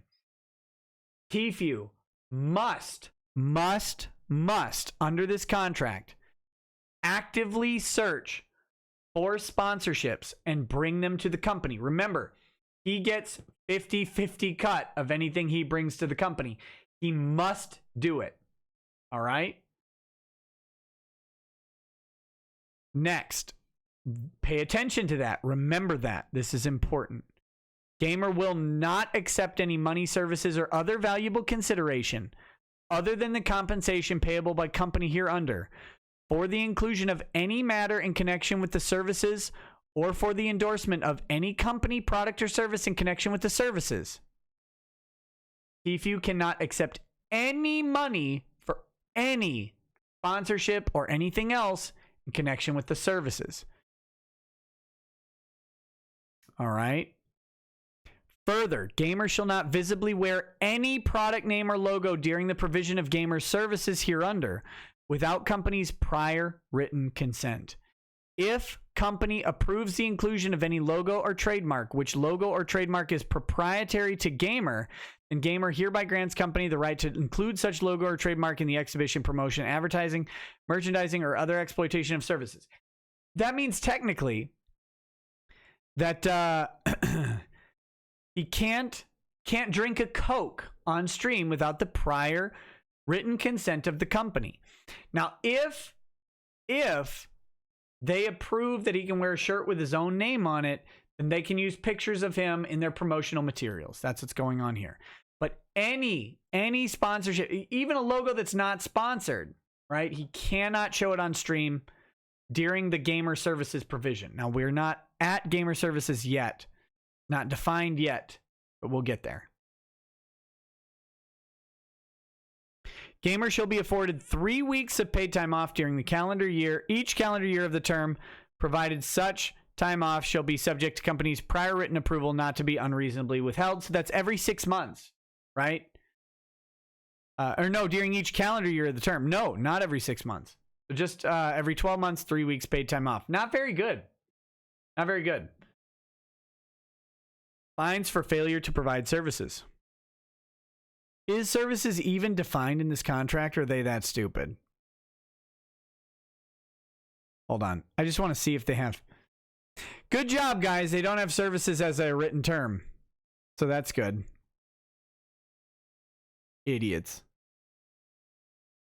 They have a duty to provide services. A capitalized services. Was it up here? Did I miss this?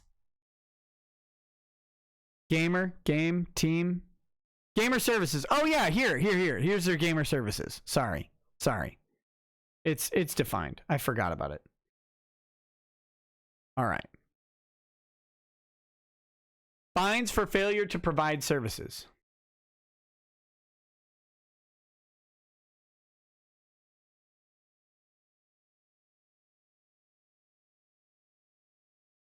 In the event that gamer fails to participate in training sessions and or tournaments and or matches other than with a valid absence as defined below, then without limiting companies' other rights and remedies hereunder, companies shall have the right to impose the following fines per occurrence represented below as a percentage of gamer's monthly fee, which will be subtracted from the compensation payable to gamer in the pay period directly after the imposition of any fine, unless such fines exceed the amount of the compensation, in which case gamer shall pay such amount exceeding such compensation to company.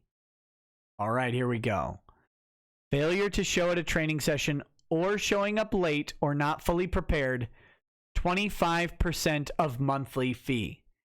I don't know what their training session schedule is, but if he's late to a training session, a quarter of his monthly fee. Now, the monthly fee includes all sponsorships, all tournament prizes, everything. Every drop of income he makes, no matter what the source is, they get a quarter of it if he's late. 2, failure to meet at a league match or major online tournament, use of any controlled substances prohibited under federal or state law, or the gambling at any gaming facility or operation, including any electronic or internet-based gaming facility or operation in connection with the game. So gambling on Fortnite anywhere or any controlled substances under federal or state law. So if he's in California and smokes weed or eats a gummy bear, 50% of the monthly fee. 50%. In addition to the foregoing, in the event gamer fails to meet a LAN tournament or breaches gamer's confidentiality obligations under the confidentiality provisions of this agreement, gamer hereby agrees to pay company a cash amount equal to 125% of monthly compensation plus all travel costs incurred by company. That one is the only reasonable term. Only reasonable term in there to me. For purposes of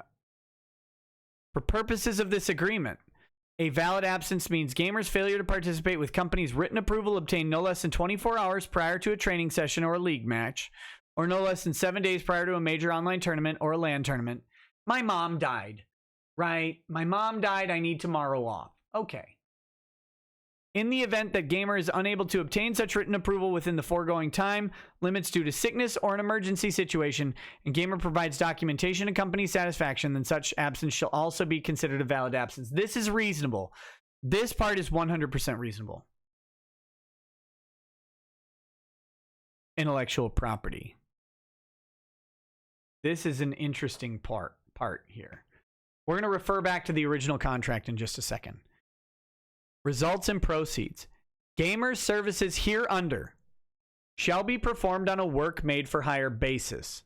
Some of you might know what this means. And as such, all right, title, and interest in and to all results and proceeds from the services, including but not limited to all work product, deliverables, and content, and all intellectual property rights therein and related thereto, shall be owned exclusively by company in perpetuity throughout the universe and in all media now known or hereafter devised. Let's go back to gamer services. Let's refresh our memory on this. Refresh our recollection. In exchange for the compensation, gamer shall render the following services. So, anytime Tfue plays on the team, which includes participating in tournaments and training sessions with the team and represents the team, and representing the team, including at events arranged by company or where company decides to participate and provide publicity and promotional services as required by company, including but not limited to content creation, but no more than 3 days per month for a total of 24 hours in any month. Okay? Participate in marketing activities, including for or on behalf of the company, sponsors, and brands as requested by company from time to time. Represent company sponsors and partners in accordance with the terms and guidelines provided by the company to gamer, and use and wear companies and sponsors merchandise in addition to any obligations gamer may have in accordance with brand agreements in public places, social media, and otherwise reasonably requested by company. Pay attention. Company will provide gamer with such merchandise as needed. Represent the company in social media as instructed by company from time to time and in accordance with the social media policy. Participate in all the team's training sessions in the training program as determined by the company. Teams gamers will agree upon a training session schedule, blah, blah, blah. And then all LAN tournaments, major tournaments, league matches, and online tournaments as requested by company. Okay. Anything in there or related to it. Or related to it. Go to YouTube.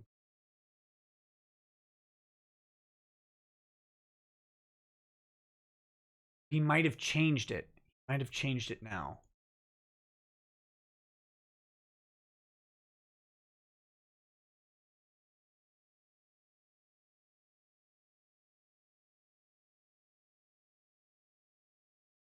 Hold on.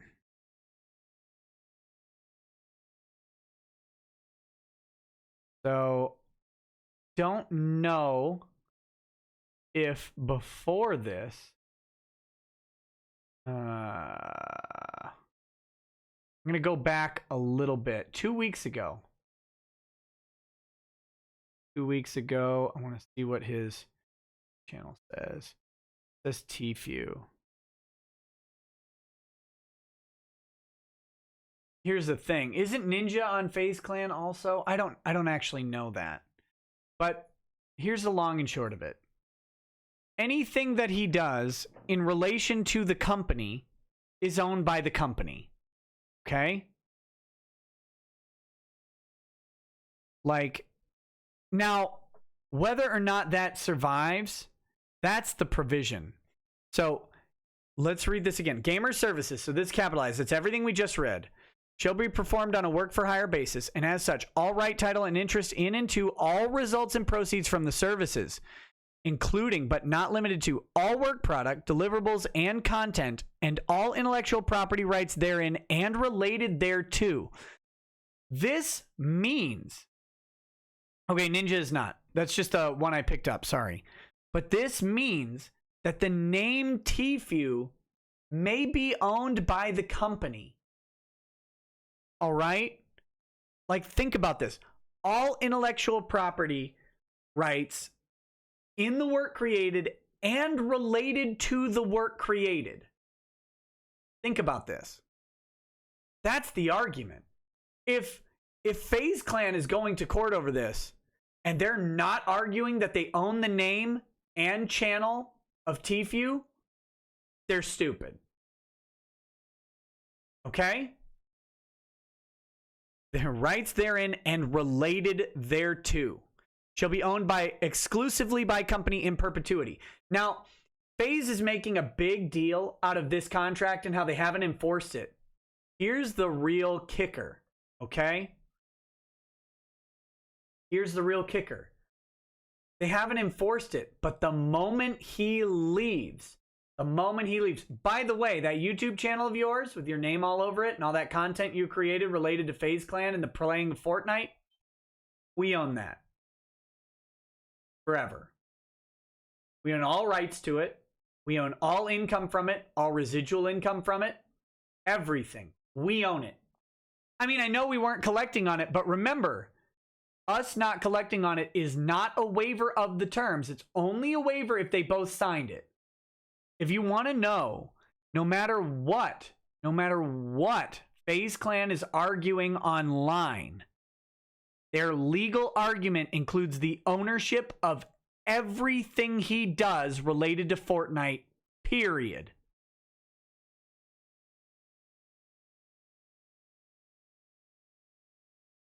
On any platform. He can't, under this contract, as it's written, he can't go on DLive and make a Tfue channel after the contract's gone, like after he leaves. Can't do it.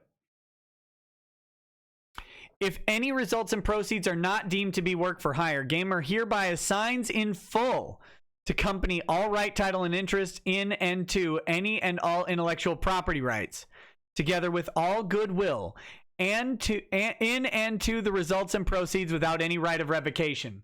So just in case that prior portion didn't cover it, for whatever reason, he agrees to give them all of the rights that are just described.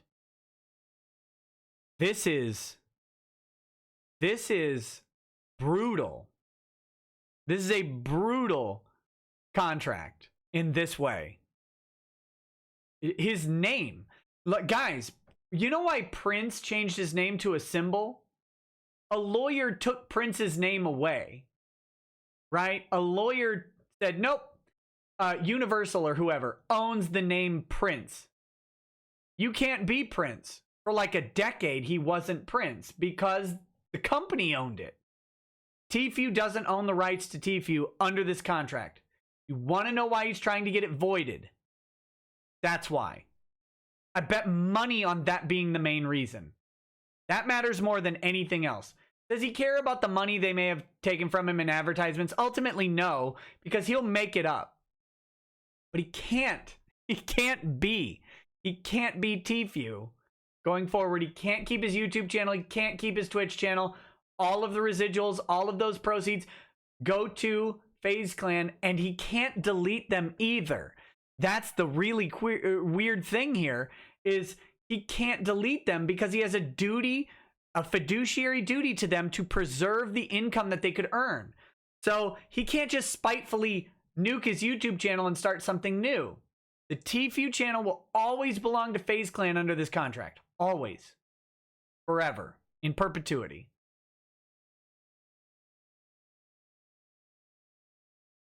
Okay, here we go.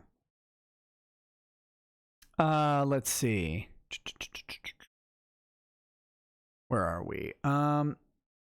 Notwithstanding anything to the contrary. Wait, sorry. As the rightful owner, company has the unlimited right to cut, edit, add to, subtract from, arrange, rearrange, or otherwise modify the results and proceeds. Notwithstanding anything to the contrary contained in the agreement, companies shall be under no obligation to actually use gamer services. They don't have to have them perform any of the results and proceeds, or to otherwise exercise any of the rights granted to company hereunder. Any termination of the agreement under any of the terms or provisions hereunder, or by reason of any legal right on the part of either party hereto, will not diminish, impair, or otherwise affect any of the rights granted to company herein, or in the results and proceeds created up through the date of termination.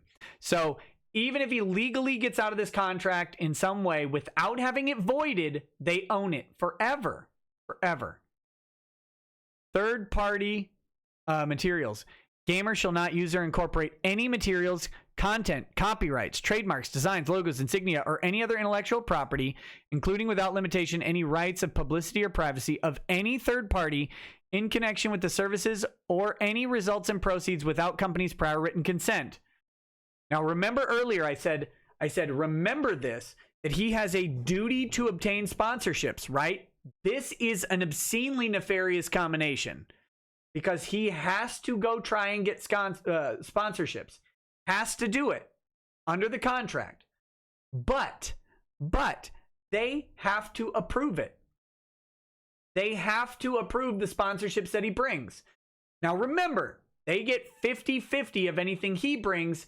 He gets 80-20 of whatever they bring.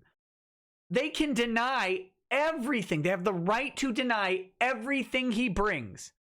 She'll be responsible for obtaining all rights for and marketing making all related payments with respect to any clearances, permissions, or consents necessary to use and any such pre-approved third-party materials. They can deny anything he brings them, but he has to accept whatever they bring them, and they get an 80-20 split. There you go. It's not good. It's not good. They have a right of refusal on all of the stuff that he's supposed to bring them. All right. Gamer name and likeness. Commencing upon the earlier of 1, the start of the services hereunder, or 2, gamer's execution of the agreement and continuing for the period up to and including the expiration of the exclusivity period, gamer hereby grants to company exclusive, transferable, assignable, sub-licensable, royalty-free, fully paid, universal right and license, but not the obligation to use and authorize others to use gamer's name, voice, image, photograph, personal characteristic, signature, actual or simulated likeness, expressions, performance, attributes, personal experiences, and biographical information, collectively name and likeness, in connection with the advertising, publicity, promotion, merchandising, exhibition, and other exploitation of the services, and all versions and formats of the businesses, services, programs, and or products of company, and their licenses, sublicensees, assigns, advertisers, and sponsors, including all advertising, publicity, promotion, and materials associated therewith, in any manner, in any and all media, and by any means now known or hereafter devised, including but not limited to use in and in connection with publishing, byproducts, tie-ins, merchandise, commodities, and services of every kind, without limiting the generality of the foregoing. Company may include photographs or other images or depictions of the name and likeness of gamer in or in relation to any exploitation of the service, including any promotional films or videos, in any manner and by any means throughout the universe, in all media now known or hereafter devised. This is to overcome New York's. New York has specific statute that says that the right of publicity, basically, it's called a right of privacy, but they mean the right of publicity in New York, is owned by the person who would use it. So to use him in a promotional material endorsing the company, they would have to have his permission. This gives them that permission. This doesn't change the intellectual property rights or anything else that is related to the content or services. This is just the right to use his name, likeness, photos, anything like that in promotion of their stuff.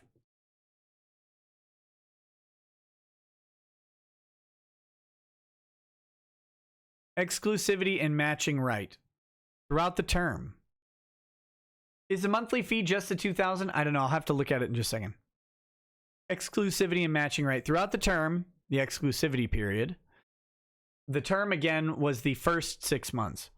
Unless gamer has obtained company's prior written consent, gamer shall not provide services or otherwise work for or be employed by a gaming company or other gaming brands or any companies that already have an agreement with company, appear in, sponsor, or be sponsored by, or otherwise promote or endorse, directly or indirectly, any brands, products, or services other than the brands, products, and services approved in writing by the company, promote, sponsor, endorse, using gamer's name and likeness or otherwise, or render services for or on behalf of any companies with products or services competitive with a product or service of company, or a sponsor or advertiser of company. Parties acknowledge and agree with respect to the company's prior approval over any sponsorship and or endorsement opportunity. The company shall be entitled to negotiate the terms and conditions of any such opportunities presented to gamer with the goal of increasing the value of such opportunities to gamer and company, and that throughout the exclusivity period, company will also work to source sponsorship and or endorsement opportunities on behalf of the gamer. This is a problematic paragraph because it establishes the company as an agent for the gamer in producing sponsorships, which means they have a fiduciary duty to perform.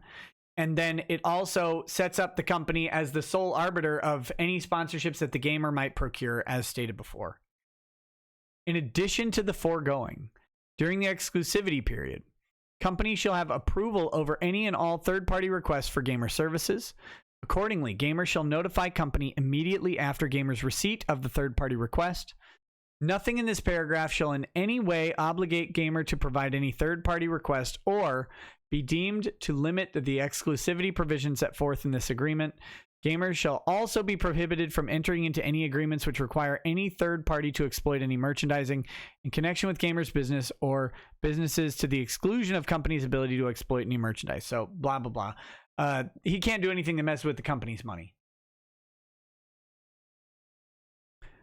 If at any time, this is provision C, if at any time prior to the end of the exclusivity period or within 3 months thereafter, gamer receives an offer from another Fortnite team to join such team upon lawful termination of the agreement by gamer offer, gamer shall be obligated to provide the offer to company and the identity of the party providing the offer. The company shall have the right to match such offer during a period of 15 business days. So this is during the term. Following company's actual receipt of the offer. If company elects to exercise the matching right, company shall inform gamer within said 15 business day period. Company shall automatically have exclusive rights to gamer services on the same terms as the offer, as supplemented by all the terms and conditions of the agreement not inconsistent therewith. If company elects to move forward with the matching right, provided the company shall not be required to match any term which may not be as easily met by one person as another, and or any term which is not readily reducible to a determinable sum of money. So, right, they can't provide someone else's merchandise, basically. Provided the company decides not to go forward with the matching right, and provided that gamer is not in breach of the agreement, gamer shall be free to enter into an agreement based on the offer. Gamer does not accept the offer, the company's matching right shall revive and shall apply to any future offer. Can't get a bogus offer, have the company ignore it, and then get another legit offer. That's more reasonable. Can't do that. Gamer incapacity, termination. Gamer incapacity. An event of gamer incapacity shall be deemed to occur if gamer is unable to fully render the services in accordance with the terms of the agreement as a result of any physical, mental, or other impairment. E.g., gamer's illness caused by mental disability or impairment of gamer's voice, appearance, or mobility, like Stephen Hawking. Without limiting any other rights of company under the agreement, in the event of gamer incapacity, company shall not be obligated to pay or credit gamer with any compensation during such incapacity. And 2, company shall have the right to suspend the agreement during such period of gamer incapacity and shall have the right, but not the obligation, to extend the agreement by the length of any such suspension. If any gamer incapacity continues for at least 7 days in the aggregate, company shall have the right to terminate the agreement without any further obligation to gamer except for payment of compensation for all services satisfactorily completed prior to the effective date of such termination. So, if he becomes Helen Keller and can no longer speak or see or whatever, then, you know, they don't have to pay him.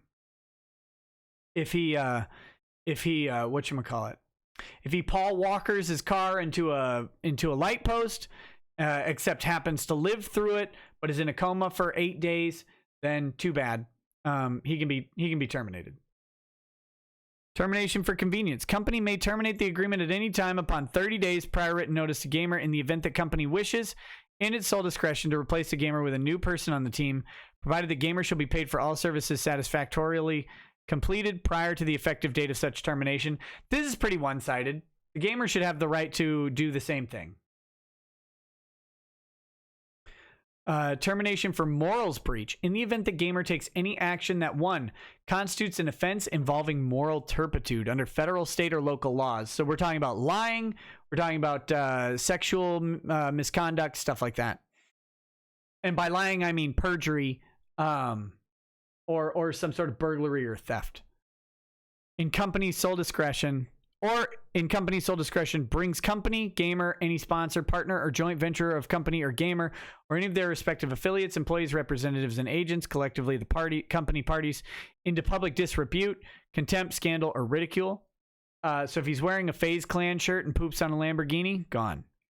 insults or offends the community or any substantial organized group thereof, or C, might tend to injure the success of any company, parties, products, or services, then at the time of any such action or at the time after, anytime after company learns of such action, company shall have the right at its sole and absolute discretion to immediately terminate the agreement by written notice to gamer. The company shall have no further obligation or liability to gamer with respect to payment of compensation for any services rendered following the date upon which such action occurred.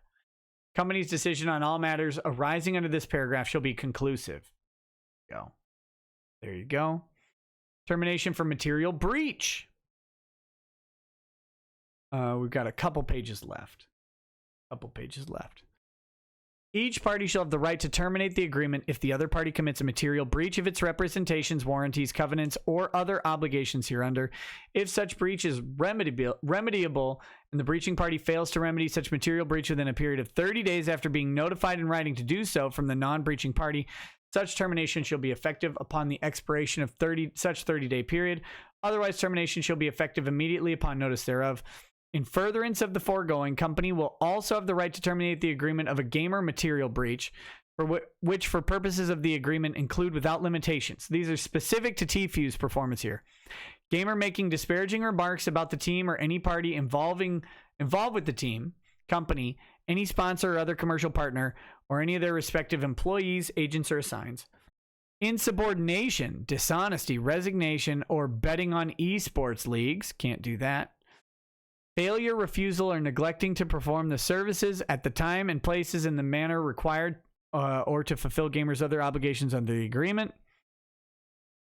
Gamers' absence from training or any tournaments and or matches without valid absence 2 times or more during the term. Gamers' breach of the confidentiality provisions of the agreement. Gamers' breach of the non-compete provisions of the agreement. Gamers' non-compliance with any tournaments and or match rules and regulations. Gamers' express or implied promotion of other brands than those brands approved by company. And gamer appearing visibly intoxicated, oh no, and or under the influence of any illegal substance in public, including online content. He can never be intoxicated or under the influence in any public setting. Upon termination for a gamer material breach or otherwise pursuant to this subparagraph, company shall have no further obligation to gamer, including but not limited to any obligations to pay any further compensation. There you go. Obligations upon termination. Where are we? Just a couple, this page, one more page, and then a very short thing. All right. Upon termination of the agreement for any reason, gamer shall promptly provide company all results and proceeds in any stage of completion throughout the date of termination. All documents or other media containing confidential information and all equipment gamer has received from company during the term, provided that at company's election, gamer can pay for such equipment instead of returning it to company. This computer and all that stuff go back. Unless termination is pursuant to a gamer material breach, company shall pay gamer the applicable compensation for services rendered through the effective date of termination. Additionally, notwithstanding anything to the contrary contained in the agreement, in the event of termination for gamer material breach, gamer shall be prohibited from playing video games publicly, online or in live tournaments, or professionally for a period of 6 months from the effective date of such termination. That is an unconscionable non-compete clause. So again, any termination of this agreement, he cannot play any video games, not just Fortnite, any video games online. That's it. Not broadcast. Play. No online games for 6 months. Company's use of gamer services after termination of the agreement shall not be deemed a reinstatement or renewal of the agreement without the written agreement of the parties thereto. They could technically invite him to a tournament, and if he participates, he's not rehired. That's not a big deal. They just wouldn't do it. But no video games online for 6 months. Representations and warranties. Gamer representations and warranties. So Tfue hereby represents and warrants to company that 1, it is a full right and authority to enter into the agreement and furnish the services of the gamer as required hereunder and grant to the company the rights granted hereunder, including but not limited to the name and likeness and results and proceeds without the permission of or obligation to any third party. It is not entered into any agreement, oral or written, express or implied, which could conflict with the agreement. 3. All material furnished by and all services rendered by gamer hereunder shall comply with the company's rules and policies and shall not violate the civil or proprietary rights of others. Results and proceeds of any third-party materials used or provided by gamer under agreement will not violate the rights of any third party, including without limitation intellectual property rights. And to the extent required hereunder, it is obtained or will obtain all rights, clearances, permissions, consents, and releases related to any third-party material is used and or incorporated into any results and proceeds hereunder. It will at all times be in compliance with any applicable state, federal, and foreign anti-corruption and anti-bribery laws. There you go. That's pretty basic. That's not anything crazy. Seymour Butt says, let us remember our fallen soldiers on this Memorial Day. Oh, it is Memorial Day. Well, I guess it calls for just a little bit more gin. 1 second. 1 second. Go. I don't need a full one. The fallen soldiers on Memorial Day.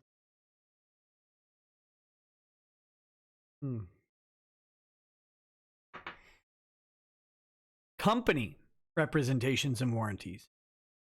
Company hereby represents and warrants to gamer that 1. Full right and authority to enter into the agreement and written material supplied by gamer. Company to gamer shall not infringe upon the rights of any third party. And 2, it will at all times be in compliance with all applicable state, federal, and foreign corruptions and anti-bribery laws. There you go. Indemnification, limitation of liability. Indemnification.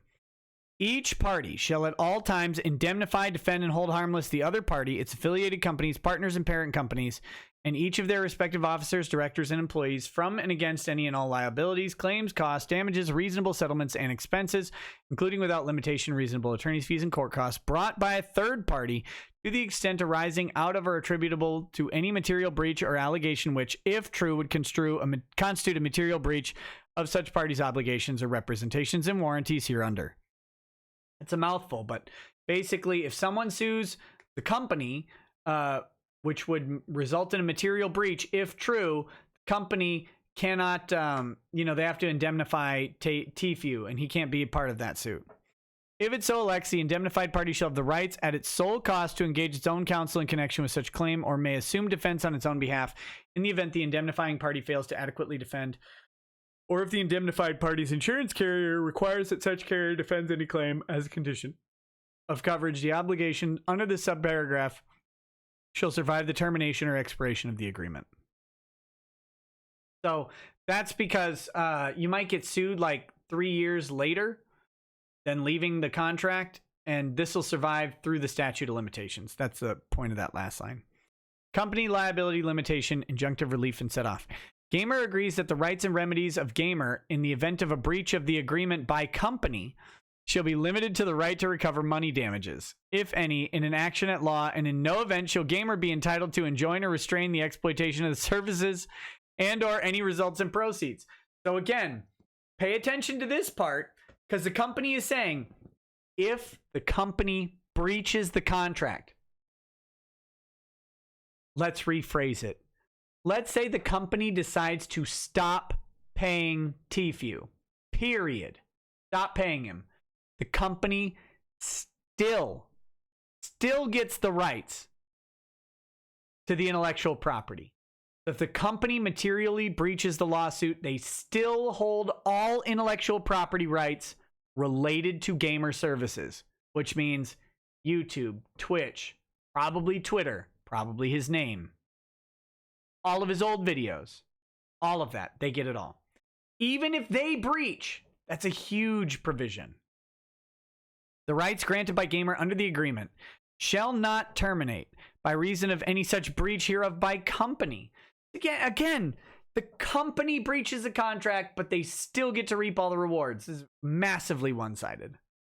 Gamer agrees that the services provided by gamer are of special, unique, unusual, extraordinary, and intellectual value and character, loss of which would cause company irreparable harm and could not be adequately compensated by money damages in action at law. Companies shall be entitled to seek injunctive and other equitable relief to restrain, enjoin, or prevent any breach or threaten breach of any obligation herein by gamer, in addition to any other rights that company may have in equity or law. In the event company incurs any damages as a result of any breach of the agreement by gamer, company shall have the right, in addition to any other remedies, to withhold or offset any payments due gamer under this or any other agreement between the parties in an amount reasonably necessary to cover gamer's indemnity obligations under this paragraph or to cover any damages incurred by company. So if he threatens because they're not paying him to not show up at a tournament, and they determine, no, we decide when your contract is over, they can actually withhold his payments and deduct costs from it. Go. Confidentiality statements by gamer. Gamer acknowledges and agrees that gamer will be provided with and or gain access to and become acquainted with non-public, proprietary, and or confidential information concerning the finances, operations, sponsors, technology, sales and marketing techniques, customers, suppliers, know-how, business plans, prospects of, and other information related to 1. Company's business operations and or sponsors. This is business info. Very, very basic. Company's business partners, including without limitation, confidential, personal, and or business information, and business secrets of the company, trade secrets of the company, plans, prospects, policies, practices, and procedures of the company, licenses and agreements of any nature, the existence of the discussions between the parties related to the agreement, and all other proprietary and confidential information of every nature and source collectively confidential information. Gamer shall not disclose to any third party any information with respect to such confidential information or with respect to the terms and provisions of the agreement, except where such information has already been released to the public by company, to the extent necessary to comply with law or the valid order of a court or of competent jurisdiction or government agency, provided gamer notifies company of said law and order. Or 3, on a must-know basis to gamer's representatives upon the express condition that gamer shall, in such cases, secure said representative's agreement to comply with this confidentiality restriction. The terms of the agreement shall be deemed confidential information of company. So again, Tfue is prevented from releasing this contract, which is why he was asking FazeClan to release the contract. So that solves that mystery. Why he didn't just dump it in the lawsuit. He's technically restrained from doing so. Other than as provided in the subparagraph B, gamer and or gamer's representatives shall not issue any press releases nor make any other statements about gamer services, the team, company, its affiliates, agents, and or employees, or any other party involved in the services, e.g. the sponsor, in any media, including without limitation, any online or print communications, without company's prior written consent. Gamer and or gamer's representatives may not disclose any confidential information related to gamer services or the agreement. Further, gamer and or gamer's representatives shall not use any name, logo, trademark, or other proprietary mark of company or their parents, subsidiaries, affiliates, licensees, sub-licensees, and or assignees in any manner without company's prior written approval. C. Notwithstanding the foregoing, gamers shall have the right to make accurate, non-derogatory, non-disparaging, incidental statements or references about gamer services and the team, and as specifically permitted as part of the services. Further, gamers shall be permitted after the termination of the agreement to make truthful statements or references about gamer services, the team or company, without divulging any confidential information. Confidentiality obligations set forth in the agreement shall survive the term and or any termination of the agreement for a period of 3 years from such expiration or termination date. There you go. And then there's a social media policy. This is the last page. Last page.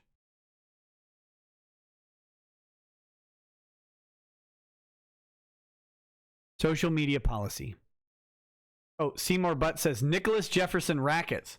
One of the hard-to-read signatures on the original Declaration of Independence.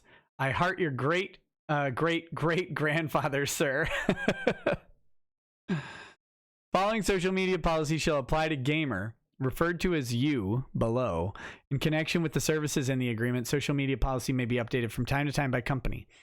You agree that when using any sites in connection with performing the services, you will act in a manner consistent with the goals of the site, and by way of example, and not as a limitation, you specifically agree that you will not bring company or any of its employees, agents, clients, talents, representatives, or partners, affiliates, into public disrepute, contempt, scandal, or ridicule. Will not violate any applicable local, state, national, or international law, including but not limited to any rule, regulation, decree, or ordinance. You'll not post information on or download information from any site unless you have all rights and authority necessary to do so. No pirating.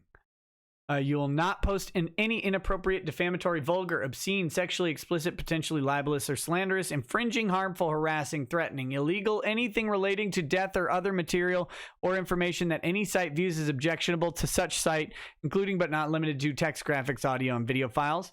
Follow the terms and conditions, y'all.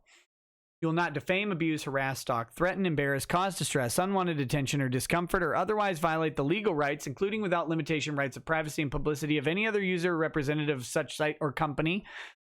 Interestingly, I wonder if this similar provisions apply to Funimation and their employees.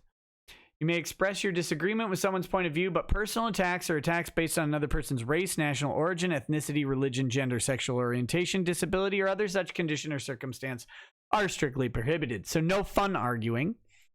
You will not impersonate another person or entity, including but not limited to a representative of company, or communicate under a false name or a name that you are not entitled or authorized to use. You will not post surveys, contests, chain letters, pyramid schemes, unnecessarily long messages. No long posts, y'all, on Facebook. Unnecessary or repetitive posts. Multiple ratings from the same item. Meaningless text, spamming, offensive declarations, or other similarly disruptive content. You will not falsify or delete any author attributions, legal or other proper notices or proprietary designations or labels of the origin or source of software or other material posted on any site. You will not directly or indirectly disparage any other team member, company, or any of its affiliates. There you go, guys. That is the entire contract.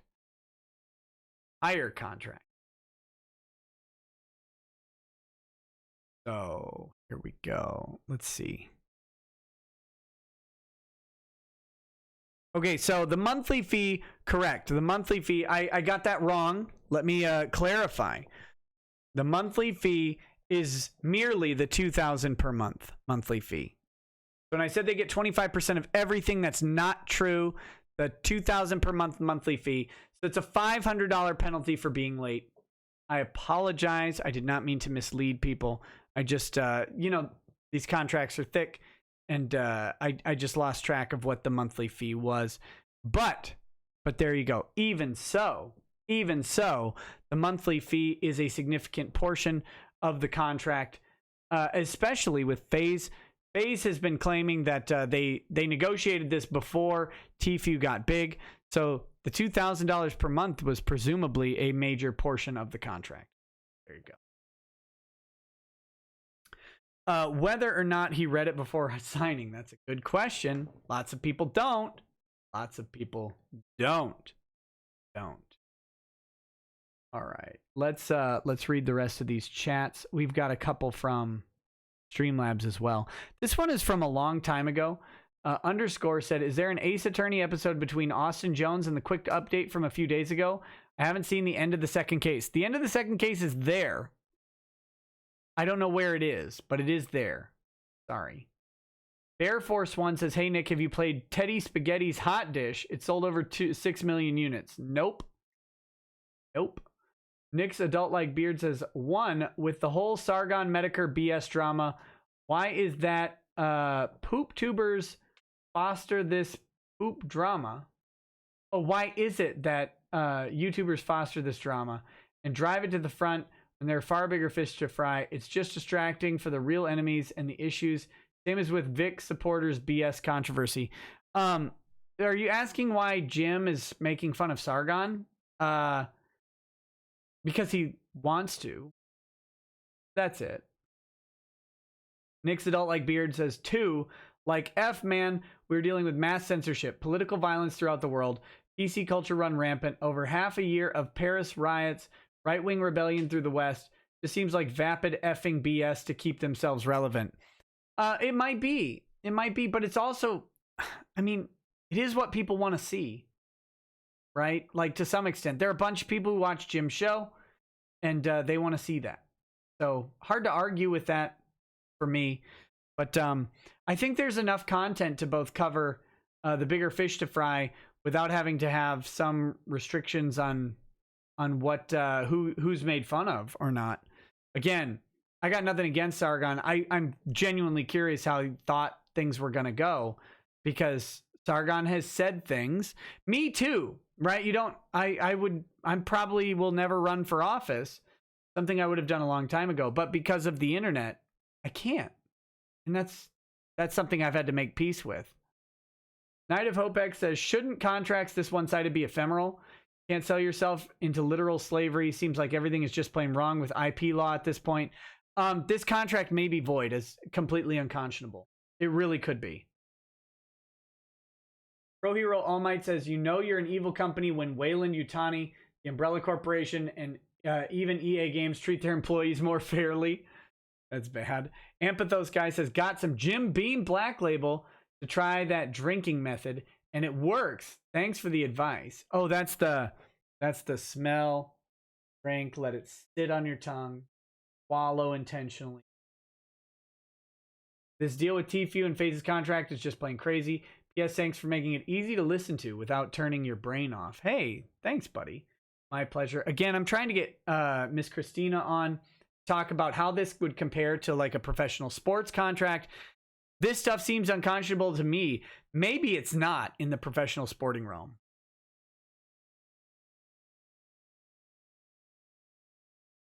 You're joking about the comments and politics thing, right? Have you seen our elected officials? No, I try not to look at them. They're hideous. They're really ugly and fat and disgusting. All right, let's get through these super chats. Julio Santoyo says, don't mess with Japanese businessmen. Cody Poe says, my turn to hear happy birthday from the lawman. Happy birthday, Cody. Happy birthday. Blaine20 says, Shane apparently works or worked for CBRE, a company created from the funds generated by illegal human genetic experiments for the Human Genome Project. Ooh. Shane was probably created by illegal genetic experiments. I mean, the failures of them, but that's what I have to surmise from that. E-Man Too Many says, enjoying your show with some Singleton single malt Scotch whiskey 12-year. Ooh, I've never had Singleton. I hope it's good. John Doe says, Iron Buffalo, as Tonka Saw would call it. Blaine20 says, mime claws and teeth, rawr. X3 nuzzles, how are you? Pounces on you, you're so warm. R X3 nuzzles. Okay, that's weird. Tacoon513 says, hey man, how about for your next channel milestone you do a drunken horror game stream? Would be fun. We'll see. We'll see. I try not to do too much gaming on the show, mainly because I try to keep it law related. The only reason Ace Attorney is on there because it is Ace Attorney. Irie Ice 36 says, Nick, it was my sister's birthday yesterday and my mother's 50th today. Can you please say happy birthday to Joelle and Eileen on stream? I'm living abroad, so I can't visit them on their day. Sure. Joelle and Eileen, happy birthday. I hope it was a good one. Enjoy it with family and friends. Snarkicon DM says, will you sign Lolly Yowie? Asking for perfection? No. Gotcha Son says, you dang boomer, here's $2. Hey, thanks, buddy. Forever229 says, Medicare absolutely destroyed Sargon today. It was hilarious. Ink Penification says, lewd car designs at Anime Matsuri. I'm all about lewd car design. I'm all for it. Let's... Snarkticon DM says, theblast.com. It's what plants crave. Ring Wraither says, I'll email it to you. Okay, I'll check my email. I got it. I got it. I'll read this in just a second, buddy. I'll read this in just... Okay. Okay. Go back to you. Andrew P says, Nick, you should invite Levin and Perconti. Been seeing their advertisement a lot lately after consuming your content. Okay. I have no idea who they are. That guy from that thing says, gaming is gay now. By the way, I just found out about Bravely Default for the 3DS. Square made a great Final Fantasy game and nobody told me. I don't know why. Me either. Rude of them. Perception Check says Tfue has twice the amount of subscribers as FaZe Banks. He doesn't need FaZe Banks. FaZe needs him. Mr. DJ Fly High. It's funny how Shane changed jobs. He is now a journalist. Also, if Shane is a journalist trying to attack you, Nick, would you sue him? Why would I sue Shane? What am I going to get out of that? Like, Shane talks about how much money he makes, but Shane eats shoes and lives in basically a street full of feces like India. Have you seen that guy's house? Oh my God, watch the stream with me and you'll just... I wouldn't want to take that. I wouldn't want to take that from him. Rose. Narcticon DM says, Tfue, your name is Toby because you are owned. HR Hacken says, wait, since Tfue is the original owner, couldn't he exercise his author's moral rights over his name, making it illegal for FazeClan to use it? No, he gives it to him in the contract. Now, FazeClan may not enforce that, but they own it. They have the right to it under the contract. And they protect that right when it's an unamicable breakup. So no, he cannot use the artist's original, as the original owner, he cannot claim ownership because he assigns those rights to Tfue under the terms of the contract.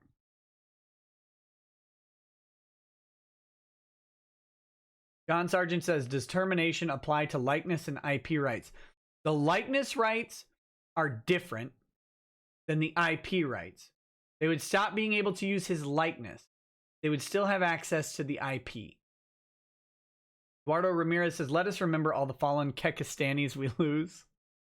John Sargent says, Tfue, persona non grata? Maybe. Maybe. That guy says, burn that shirt, son. Yes, I'm older than you. Burn what shirt? This one? What's wrong with this shirt?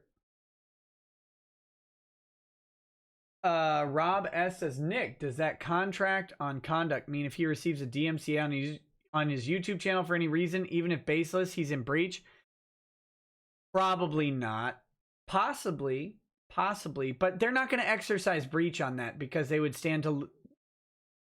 There's the reasonableness aspect of it. Are they going to reasonably exercise breach on a DMCA? Moist John says, a contract is a contract is a contract, but only between Ferengi. Danny Agent 87 says, your view on Jeffrey Rush win on the defamation case? My view on Jeffrey Rush win is tempered by the fact that it was in Australia. So good job, Jeffrey Rush, defeating those allegations and winning a defamation case, but it's not useful to me because it's in Australia and I care about the US. This is not a football shirt. This is just a general fitness shirt. Exercise. It's made of a nice wet wicking material. Asia Frazier says, are you really a boomer? You don't look old enough. I'm 37, whatever that means. Whatever that means to you. Some people that's a boomer, to some people that's in the ground, and to some people that's young. There you go. All right. Well, I think that, oh wait, I gotta read that email. Let me read that email to you. So this is from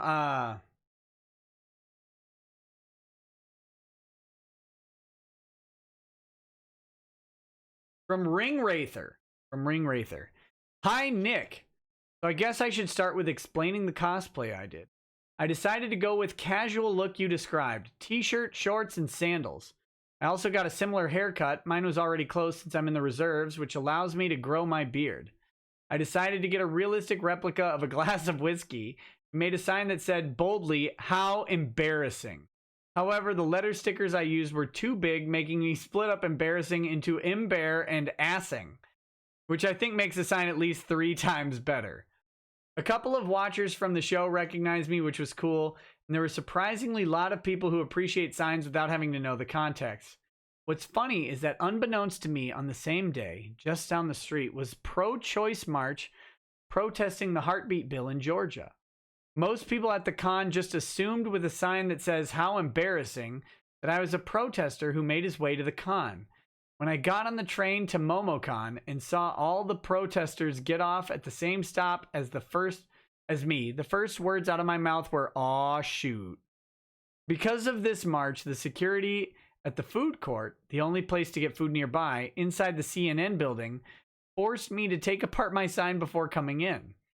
After putting the sign in my backpack, the metal sticks I was using to hold up the sign were then called weapons, and I had to hide them outside the building. It was really unfortunate, but I'm still glad I did it. It was a lot of fun, and people seem to really enjoy the sign. Also, I saw Monica Rial there, and looking her in person, it looks more like Vic didn't eat her, but in fact, she ate Vic because, dang, she puts Fat Thor to shame. Thanks for reading, Nick. I hope you have a great night. Sincerely, Ring Wraither. So, there you go. There you go. Thank you for sharing your story, Ring Wraither. I hope you enjoyed cosplaying as me. I hope it didn't bring you the amount of ridicule, the ridicule and hatred I face on a daily basis.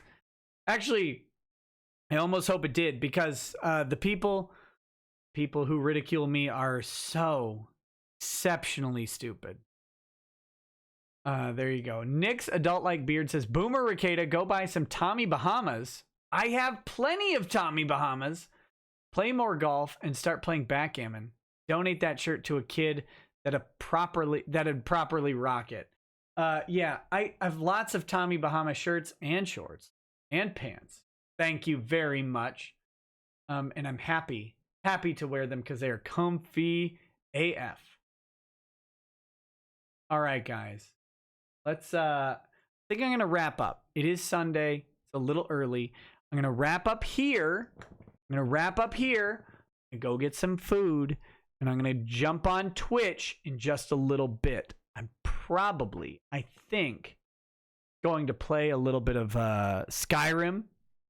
My Gavel character, which is walking around, purging the world of heresy, burning the corpses of my enemies, or throwing them in the cleansing waters of Tamriel.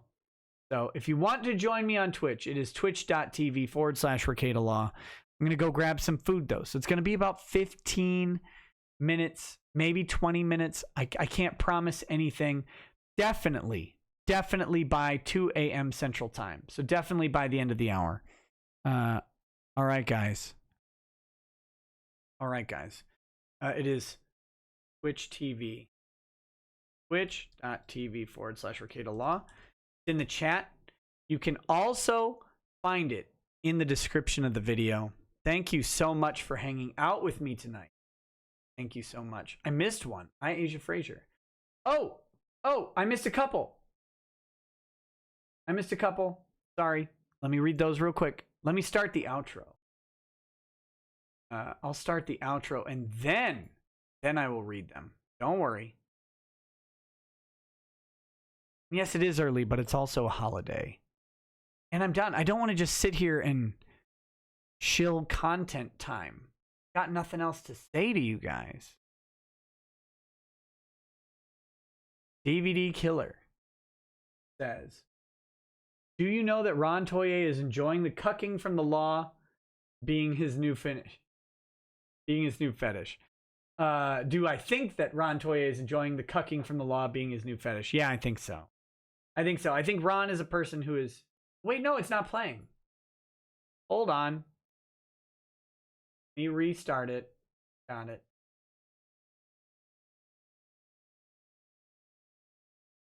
Here we go. Nope. Sorry. Wrong.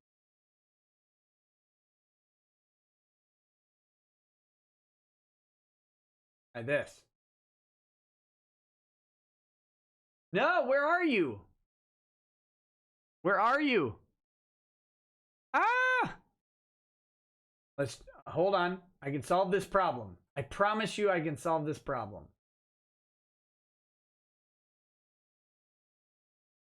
Go.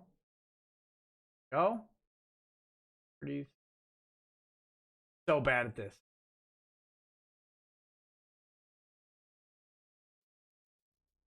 Ink. There we go.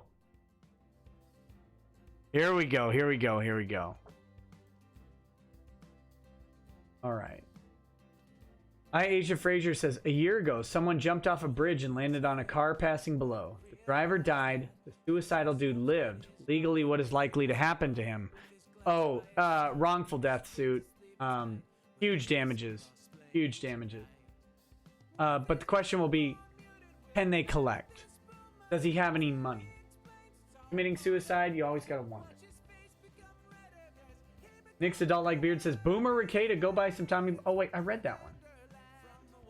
Nick's Adult Like Beard says, Nick admitted Boomer Rekieta hearing impaired. Yes, sorry. It was supposed to route through my headphones, but it didn't. For whatever reason. All right, guys. Thanks for joining me tonight. I will have a show tomorrow night. I'm not sure what the topics will be, but it will happen. Thank you. I will see you then. Peace. Peace. Join me on Twitch tonight if you want a very relaxed, fun stream. All right, guys. Have a good night. Bye.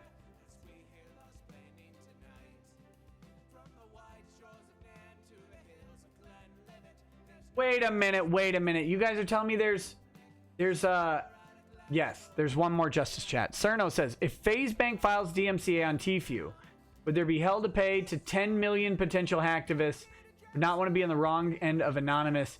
He'd be dreaming of Guy Fawkes masks. Yes, it would be a very bad idea to piss off 10,000 people. That's the thing that FaZe has to balance here. All right. Sorry, I didn't mean to miss that before, but all right, guys. Peace. Peace.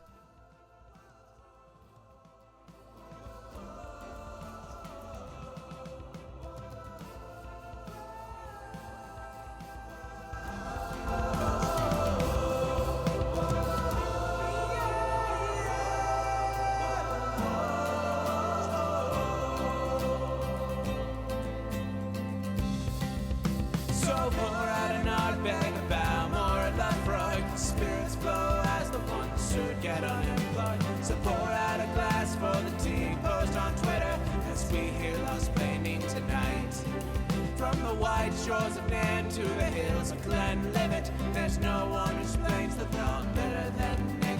So pour